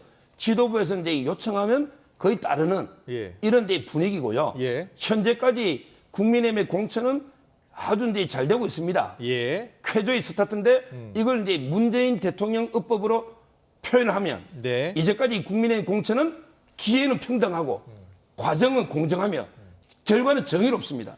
지금까지 제가 보기에 지역에서 전부 경쟁력 1위 후보가 다 됐고요. 예. 과정도 이게 공정하고 누구든지 기회는 평등합니다. 그래서 끝까지 안 옮기면 경선으로 가는 거죠. 네. 이렇게 되고 있습니다. 아직 공천이 다 마무리된 건 아니잖아요. 한 예, 절반 정도 현재까지. 남지 않았죠. 절반 정도 남았나요? 지금 한 60% 정도 경선하면 그 그렇군요. 됐을 겁니다. 예. 당내 반발이 전혀 없는 건 아니잖아요. 근데 그 정도 반발도 없으면 공천이 아니죠. 제 말은 이게 의미 있는 반발은 예. 뭐 김성태 의원 정도였거든요. 예. 제가 보기에는. 근데 김성태 의원도 승복했고 예. 나머지는 이제 뭐 그 정도는 반발이 없으면 그건 공천은 아니죠. 제가 예. 보기에 거의 없는 것과 똑같습니다. 알겠습니다. 지금 국민의힘 공천 상황을 네. 어떻게 보고 계세요? 예. 일단 뭐 질서 있게 간다, 뭐 잡음이 덜하다라는 평가에 동의하기 어렵고요. 네. 실제로 조혜진 의원 당내 비주류로서 험지 출마 종용됐죠. 그 예. 지역에서 예비 후보들 우리 단일화해서 무소속으로 출마하겠다 지금 반발하고 있습니다. 예. 이 반발도 상당한 반발이라고 봐야 되겠고요. 네. 하태경 의원 지금 뭐 성동을에서 뭐 지금 뭐 계속해서 고전을 하고 있는데 네. 본인의 지역구 내줬죠. 누구한테 내줬는지가 상당히 관건이었습니다. 대통령의 오른팔 김건희 여사 법률 리스크 관리했던 주진우 법률비서관이 예. 갔죠. 이런 예. 부분은 국민들 보시기에 뭐 그렇게 썩 긍정적으로 평가하기는 어려워 보입니다. 네. 그 하태경 지역구에 주진우 법률비서관 들어간 부분은 어떻게 평가하세요? 지금 이제 예. 저는 그분이 고향으로 내려갔고요. 예. 그리고 이제 여러 후보 중에 경쟁력이 압도적으로 뛰어났기 때문에 단수 공천된데 예. 오히려 역차별할 수는 없는 거 아니에요. 네. 지금까지 이제 그 아주 텃밭에 예. 용산이 된 건 한 명이에요. 현재까지. 예. 따라서 이제 뭐 크게 문제 삼을 일은 아니다. 이래 봅니다. 자, 그 성동을 잠깐 볼게요. 저기 이영장 전 장관 그리고 이해운 전 의원, 지금 하태경 의원까지 이렇게 지금 3명이 붙었잖아요. 이거 어떻게 될 것 같아요? 재배치가 되는 겁니까? 어떻게 되는 겁니까? 개인적으로는 이제 경선하고, 그 재배치가 저는 아까운 분이죠. 하태경 의원이나 예. 또는 이제 이영 장관도 아까운 분인데 네. 근데 끝까지 이제 재배치에 동의를 안 하니까 예. 어쩔 수 없이 이게 경선하지 않습니까? 이게 바로 저는 시스템 공천이라 봐요. 예. 서로 이제 끝까지 그 지역에 사수하겠다. 그래서 이제 경선을 하는 거 아닙니까? 네. 얼마나 이게 저는 공정하게 이루어지고 있다. 이래 보이고 예. 마포갑도 이제 마찬가지죠. 두 분 다 이제 아까운 인재입니다. 예. 그렇지만 이제 끝까지 서로 양보 안 하니까 조정훈 의원과 신지호 전 의원이 경선하고 이런 지역이 이제 몇 개 있는 거죠. 이게 바로 시스템 공천입니다. 네. 자, 양쪽에 다 시스템 공천하고 있는데 장윤 변호사님, 네. 국민의힘 시스템 공천하고 있는 것 같습니까? 저는 시스템 공천 이야기하는데 애초에 사천 논란을 누가 불러일으켰는지는 좀 볼 필요 있다라고 생각합니다. 예. 한동훈 비대위원장 사천이라고 해서 사실 김경률 비대위원 상당히 측근이라고 지금 전해지고 있는데 예. 풀이 식기 전에 돌아오겠다고 이야기하게 했습니다. 그 앞에는 현역 당협위원장이 자리에 앉아 있었죠. 네. 이런 걸 사천이라고 합니다. 그 부분을 부랴부랴 불출마로 마무리 짓긴 했지만요. 이런 내관이 계속 있다라고 생각하고 지금 영남권 공천 현역 의원 지역구에 대통령실 인사들, 장차관들 포진해 있습니다. 이 예. 부분 어떻게 매듭 짓는지가 더 관건일 겁니다. 알겠습니다. 아직 영남권 공천이 다 끝난 게 아니니까요. 좀 더 지켜봐야 될 것 같습니다. 오늘 정치권 이슈는 여기까지 듣겠습니다. 서정욱 변호사, 장유미 변호사와 함께했습니다. 잘 들었습니다. 고맙습니다. 감사합니다.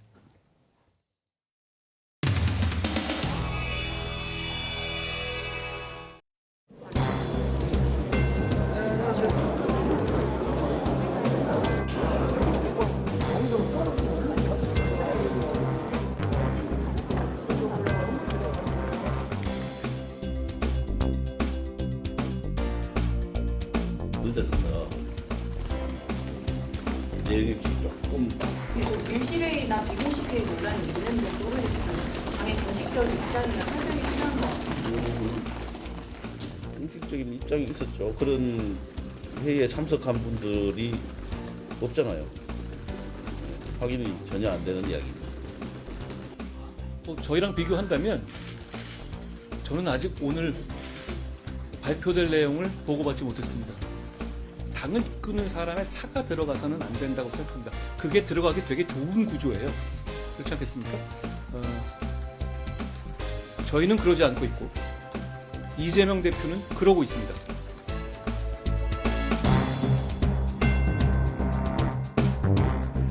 오늘 민주당이 저에게 의정활동 하위 20%를 통보했습니다. 저에 대한 하위 20% 통보는 민주당이 이재명 대표의 사당으로 전락했다고 볼 수 있는 가장 적나라하고 상징적인 사례가 됐다고 생각합니다. 의원님, 사실 하위 그 10% 통보에 대해서 납득 못하시는 분들이 좀 많은데요. 여러분들이 판단해 주십시오. 제가 대한민국 국회의원으로 민주당의 국회의원으로 활동을 하면서 꼴찌다라고 하는 당의 통보에 대해서 여러분이 평가해 주십시오. 여러분이 꼭 비명계 낙인도 그게 어느 정도 영향 미쳐 역시 여러분들이 평가해 주십시오. 오늘 마지막 질문 하나만 드릴게요. 그 친명 의원님들은 현역 하위 평가의 명단에 좀 포함이 안 된 걸로 알고 있는데 이 부분 좀 어떻게 생각하세요? 소위 부당. 여러분들이 평가해 주시고요. 당대표 경선, 대통령 후보 경선 그 과정이 이렇게 평가받는 건가? 뭐 이런 생각도 들긴 합니다만.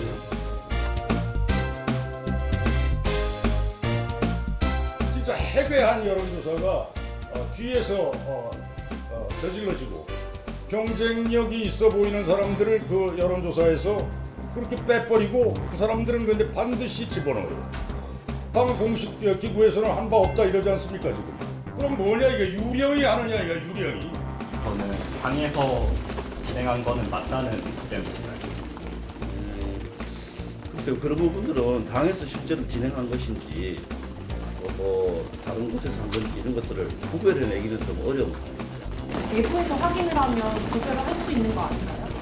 예, 그래서 제가 지금 당무와 공천과 관련된 여러 가지 뭐 특히 여론조사, 공천 심사 이런 것 등등은 당무와 좀 분리되어 있어서 제가 좀 확인해드리기 어렵다는 취지입니다.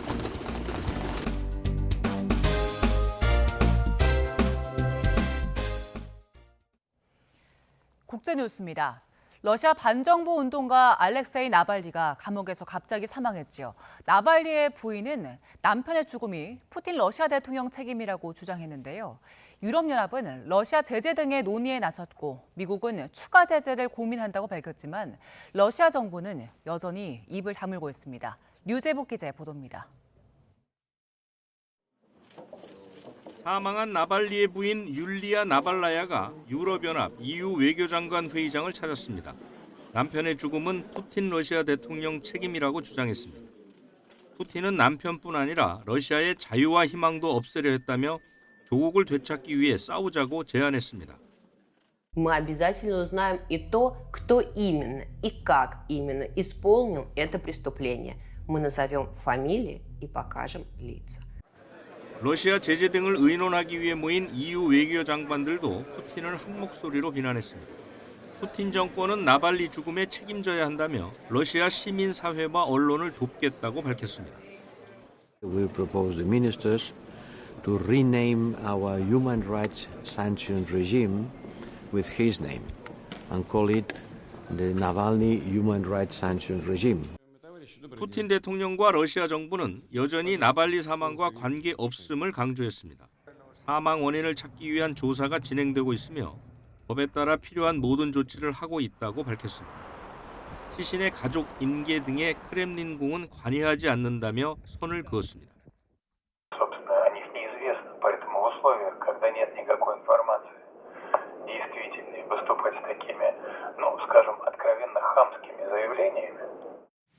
푸틴 대통령이 나발리 죽음에 책임 있다고 직격했던 조 바이든 미국 대통령은 러시아 추가 제재를 검토하고 있다고 밝혔습니다.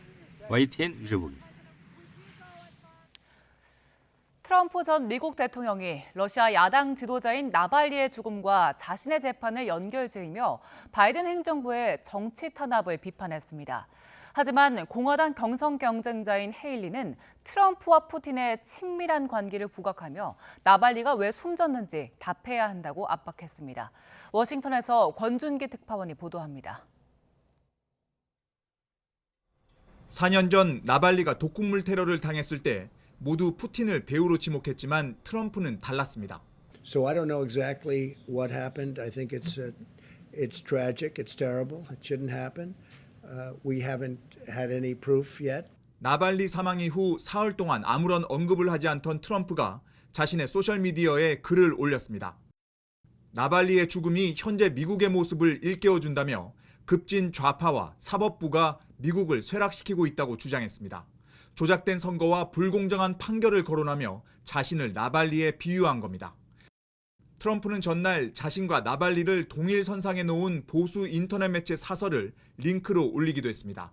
트럼프의 유일한 경선 경쟁자로 남은 헤일리는 트럼프가 한 일이라곤 푸틴에게 힘을 실어준 게 전부라고 비판했습니다.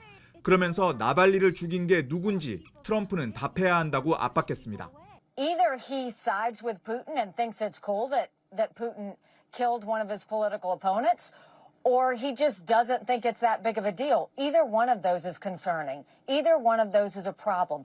트럼프 정적인 리즈 체니 전 의원도 공화당의 푸틴파가 백악관을 장악하게 둬선 안 된다며 트럼프와 푸틴을 한편으로 묶었습니다. 바이든 대통령은 나발리 죽음을 계기로 공화당이 달라져야 한다며 우크라이나 지원안의 조속한 처리를 촉구했습니다.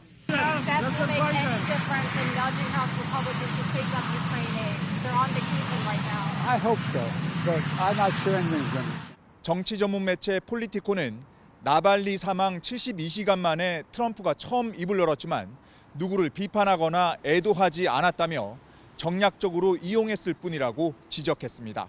워싱턴에서 YTN 권중기입니다. 블라디미르 푸틴 러시아 대통령이 김정은 북한 국무위원장에게 승용차를 선물했습니다. 차종은 확인되지 않았지만 고급 승용차로 추정되는 만큼 러시아가 대놓고 대북 제재를 무시한 것으로도 보입니다. 최두희 기자의 보도입니다. 지난해 9월 북한 김정은 국무위원장이 북러 정상회담을 위해 러시아를 방문했을 당시 푸틴 러시아 대통령은 김 위원장에게 러시아산 고급 승용차인 아우루스를 소개했습니다. 차를 살펴본 김 위원장은 푸틴 대통령 권유를 받고 뒷좌석에 앉아 승차감을 느껴보기도 했습니다. 러시아판 롤스로이스로 불리는 이 리무진은 제작비가 약 1,700억 원에 무게 7톤의 방탄 장갑차여서 화제가 됐습니다. 이런 가운데 북한 매체들은 지난 18일 푸틴 대통령이 김 위원장에게 러시아산 승용차를 선물했다고 밝혔습니다. 구체적인 차종은 언급하지 않았지만 고급 자동차와 같은 이동수단은 사치품에 해당하는 만큼 유엔 안보리 대북제재 위반 가능성이 커 보입니다. 통일부는 대북제재 위반 사실을 공개적으로 밝히는 북한의 안하 무인격 태도를 규탄하며 러시아는 유엔 안보리 상임이사국의 책임을 자각하고 국제규범을 훼손하는 행위를 중단하라고 촉구했습니다.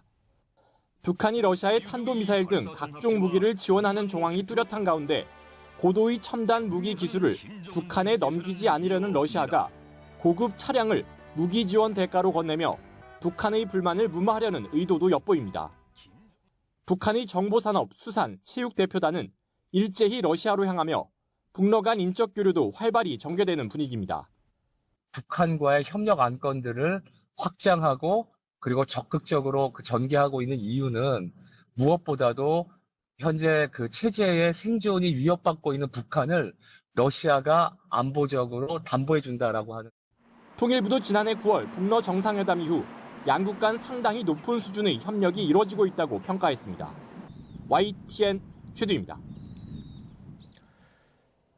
일제 강제 동원 피해자 측이 일본 기업이 자발적으로 법원에 공탁한 돈을 배상금으로 처음 수령했습니다.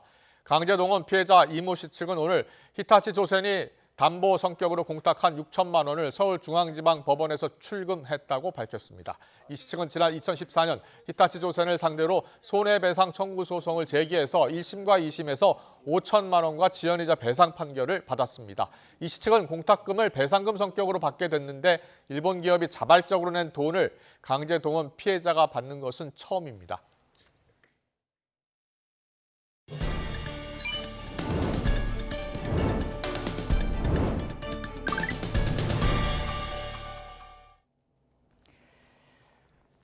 총선이 꼭 50일 앞으로 다가왔습니다. 선거를 앞두고 딥페이크 게시물로 비상인데요. 딥페이크 기술, 인공지능 기술로 얼굴이나 특정 부위를 합성한 가짜 영상 편집물이죠.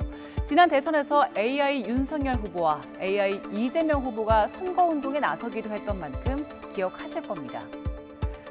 다양한 표정이 담긴 15초 정도의 영상만 있으면 딥페이크 콘텐츠를 만들 수 있는데 관련 앱이 있으면 10분도 안 돼서 딥페이크 영상을 만들 수 있고요. 또 기술도 정교해지고 있습니다. 유명인을 합성한 감쪽 같은 딥페이크 영상에 사기를 당한 피해자도 생겨났고 최근 팝스타 테일러 스위프트가 딥페이크 음란물 피해를 입기도 했죠.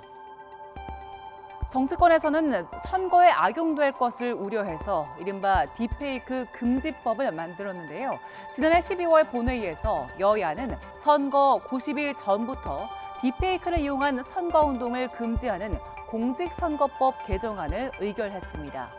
문제는 총선을 앞두고 일일이 잡아내기에는 너무 많다는 겁니다. 중앙선거관리위원회가 70여 명을 투입한 전담팀을 꾸려서 지난달 29일부터 16일까지 19일 동안 모니터링을 했는데요. 무려 129건이 적발됐습니다. 걸러내지 못한 딥페이크 불법 영상은 더 많을 수 있습니다. 딥페이크 영상의 생산과 확산 속도가 너무 빨라서 모두 잡아내는 건 불가항력이란 지적도 있습니다. 이런 딥페이크 영상에 현혹되지 않으려면 유권자의 중심 잡힌 판단이 중요하겠죠. 또 잘못된 정보가 넘쳐나는 유튜브보다는 공적인 뉴스 채널에 나온 정보를 확인하는 것도 필요한데요. 전문가들은 비판적인 시선을 강조합니다. 어떤 사람이 정말 악의적인 의도로, 그러니까 단순한 재미가 아니라 악의적인 의도와 목표를 가지고 만든다고 하면 탐지한다는 거는 상당히 하더라도 시간이 걸리는 거죠. 근데 문제는 그 안에 이미 선거가 끝날 수 있고 그 안에 여러 가지 현상이 일어날 수 있잖아요. 결국에는 이것을 만드는 것에 대한 가이드라인뿐만 아니라 스스로, 그러니까 우리 이제 예를 들면 유권자들 혹은 우리 시청자들이 스스로 어떤 영상이나 컨텐츠를 볼 때 이런 것들에 대해서 이제 뭔가 무조건적인 신뢰보다는 그래서 우리가 한 번쯤은 좀 비판하거나 검토하는 시선들이 중요하다. 300억 원이 넘는 임금을 체불한 혐의로 박영우 대우유니아그룹 회장이 구속됐습니다. 직원들은 생활고로 하루하루 어려운 시간을 버티고 있는데 골프장을 팔아 문제를 해결하겠다던 박 회장은 매각 대금을 받고도 자신의 몫만 챙긴 것으로 드러났습니다. 이하린 기자입니다. 박영우 회장은 2021년 초부터 지난해 9월까지 직원 600여 명의 임금과 퇴직금 347억 원을 지급하지 않았습니다. 지난해 국회 국정감사에서는 골프장 매각 대금으로 문제를 해결하겠다고 밝히기도 했습니다. 법적인 한도 내에서 최대한 노력을 하고 있습니다. 그래서 저희가 사적인 저희 골프장을 제가 매각을 하고요. 지금 골프장 매각이 이번 주 아니면 다음 주에 매각이 될 것 같습니다. 하지만 국감 답변과 달리 임금 변제에는 한 푼도 쓰지 않았고 오히려 자신이 회사에 빌려준 110억 원부터 챙긴 것으로 전해졌습니다. 그 사이 직원들은 자녀 보험까지 해약해 생활비로 써야 할 만큼 어려운 상황에 놓였습니다. 저희 부모님 같은 경우도 제 이름으로 지금 의료보험을 해서 그 병원을 다니시는데 지금 그거까지 체불이 되다 보니까 지금 병원 다니시는 것도 지금 문제가 되다 보니 박 회장은 미등기 임원이라 법적 책임이 없다고 주장해왔지만 검찰은 박 회장을 임금체불 사태의 최고 책임자로 지목했습니다. 매일 회사 경영 상황을 세세히 보고받는 등 실질적으로 그룹 운영 전반에 관여한 정황이 포착된 겁니다. 체불임금 지급 계획 있으세요? 노동자한테 할 말 없습니까? 법원은 증거인멸과 도주 우려가 있다며 검찰이 청구한 박 회장의 구속영장을 발부했습니다. YTN 이하린입니다. 가상화폐로 바꿔주겠다고 속여 현금 10억 원가량을 가로채고 달아난 일당이 하루 만에 경찰에 붙잡혔습니다. 긴급 체포된 20대 남성 4명과 30대 남성 2명은 어제 오후 4시 반쯤 인천 송림동 길거리에서 가상화폐를 싸게 팔겠다며 속여 40대 남성한테 현금 10억 원을 가로채 승합차를 타고 달아난 혐의를 받습니다. 경찰은 인천 일대 CCTV를 추적해 오늘 새벽 달아난 일당을 모두 체포했습니다. 피해금 10억 원도 모두 회수한 경찰은 이들의 구체적인 범행 경위를 조사한 뒤 구속영장을 신청할 방침입니다. 국회의사당 담을 넘어 침입한 뒤 난동을 부린 남성이 경찰에 붙잡혔습니다. 50대 남성 A씨는 오늘 새벽 2시 20분쯤 서울 여의도 국회의사당 담을 넘어가 주차장에 있던 차량 유리창을 부수고 이를 제지한 경찰 기동대 직원에게 흉기를 휘두른 혐의를 받습니다. 경찰 조사 결과 A씨는 범행 당시 술을 마셨고 다친 사람은 없는 걸로 파악됐습니다. 윤석열 대통령의 카이스트 학위 수여식 축사 도중 예산 문제를 항의하던 졸업생이 경호원에 끌려나간 사건과 관련해 카이스트 동문이 대통령 경호처를 경찰에 고발했습니다. 카이스트 동문 26명은 오늘 오전 경찰청 국가수사본부 앞에서 기자회견을 열고 경호처 직원들의 제압 행위는 국가 권력을 동원한 폭력 사건이라고 주장했습니다. 또 해당 폭력 행위에 직접 가담한 대통령 경호처는 물론 경호처장과 대통령이 이를 묵인한 건 아닌지 철저히 밝혀야 한다고 말했습니다. 이어서 윤석열 정부와 이번 사태를 규탄하는 서명에 카이스트 구성원 수백 명이 동참했다며 끝까지 맞설 거라고 설명했습니다. 네, 간추린 뉴스입니다. 서울 시스터즈 출신으로 서울 탱고, 첫차 등의 히트곡을 남긴 가수 방실이, 본명 방영순 씨가 오늘 오전 인천 강화의 한 요양병원에서 세상을 떠났습니다. 향년 61세입니다. 방 씨는 지난 2007년 뇌경색으로 쓰러진 이후 17년 동안 투병 생활을 해온 것으로 전해졌습니다. 대한축구협회는 차기 국가대표팀 감독 선임 작업을 이끌 신임 전력강화위원장에 정혜성 축구협회 대회위원장을 선임했습니다. 정혜성 신임위원장은 2002년 한일 월드컵에서 거스 히딩크 감독을 보좌해 4강 신화를 도왔고 2010년 남아공 월드컵에서는 허정무 감독의 수석 코치를 맡았습니다. 프로야구 한화가 미국 프로야구 메이저리그 사무국에 유현진에 대한 신분조회를 요청했습니다. 신분조회 요청은 한국 구단이 미국과 캐나다에서 활동한 야구 선수와 계약하기 위해서 필요한 절차로 유현진의 한화 복귀가 사실상 마무리 단계에 들어간 것으로 보입니다. 한국방송협회는 산하에 있는 방송사 공동예측조사위원회 KEP가 오는 4월 10일 예정된 제22대 국회의원 선거 출구조사를 시행한다고 밝혔습니다. KEP를 구성하는 지상파 방송 3사는 선거 당일 오전 6시부터 오후 6시까지 전국 2천여 개 투표소에서 투표자 약 50만 명을 대상으로 조사를 진행할 예정입니다. 출구조사 결과는 선거 마감 시각인 오후 6시에 방송 3사를 통해 공표됩니다. 한국이 지난 2021년 이후 3년 연속 전 세계에서 미국산 소고기를 가장 많이 수입하는 것으로 나타났습니다. 미국 농업부와 미국 육류수출협회에 따르면 지난해 한국의 미국산 소고기 수입량은 23만 3천여 톤으로 중국과 홍콩의 20만 1,500톤, 일본의 19만 8,500여 톤을 앞서면서 전 세계에서 가장 많았습니다. 말다툼을 벌이다가 이웃을 흉기로 찌른 60대에게 2심에서도 실형이 선고됐습니다. 서울고등법원은 살인미수 혐의 등으로 재판에 넘겨진 60대 A씨에게 1심에 이어 항소심에서도 징역 5년을 선고했습니다. A씨는 지난해 5월 이웃에 살던 50대 주민에게 젊은데 일을 안 하느냐며 흉기를 했다가 뺨을 맞자 흉기를 휘둘러 살해하려 한 혐의를 받습니다.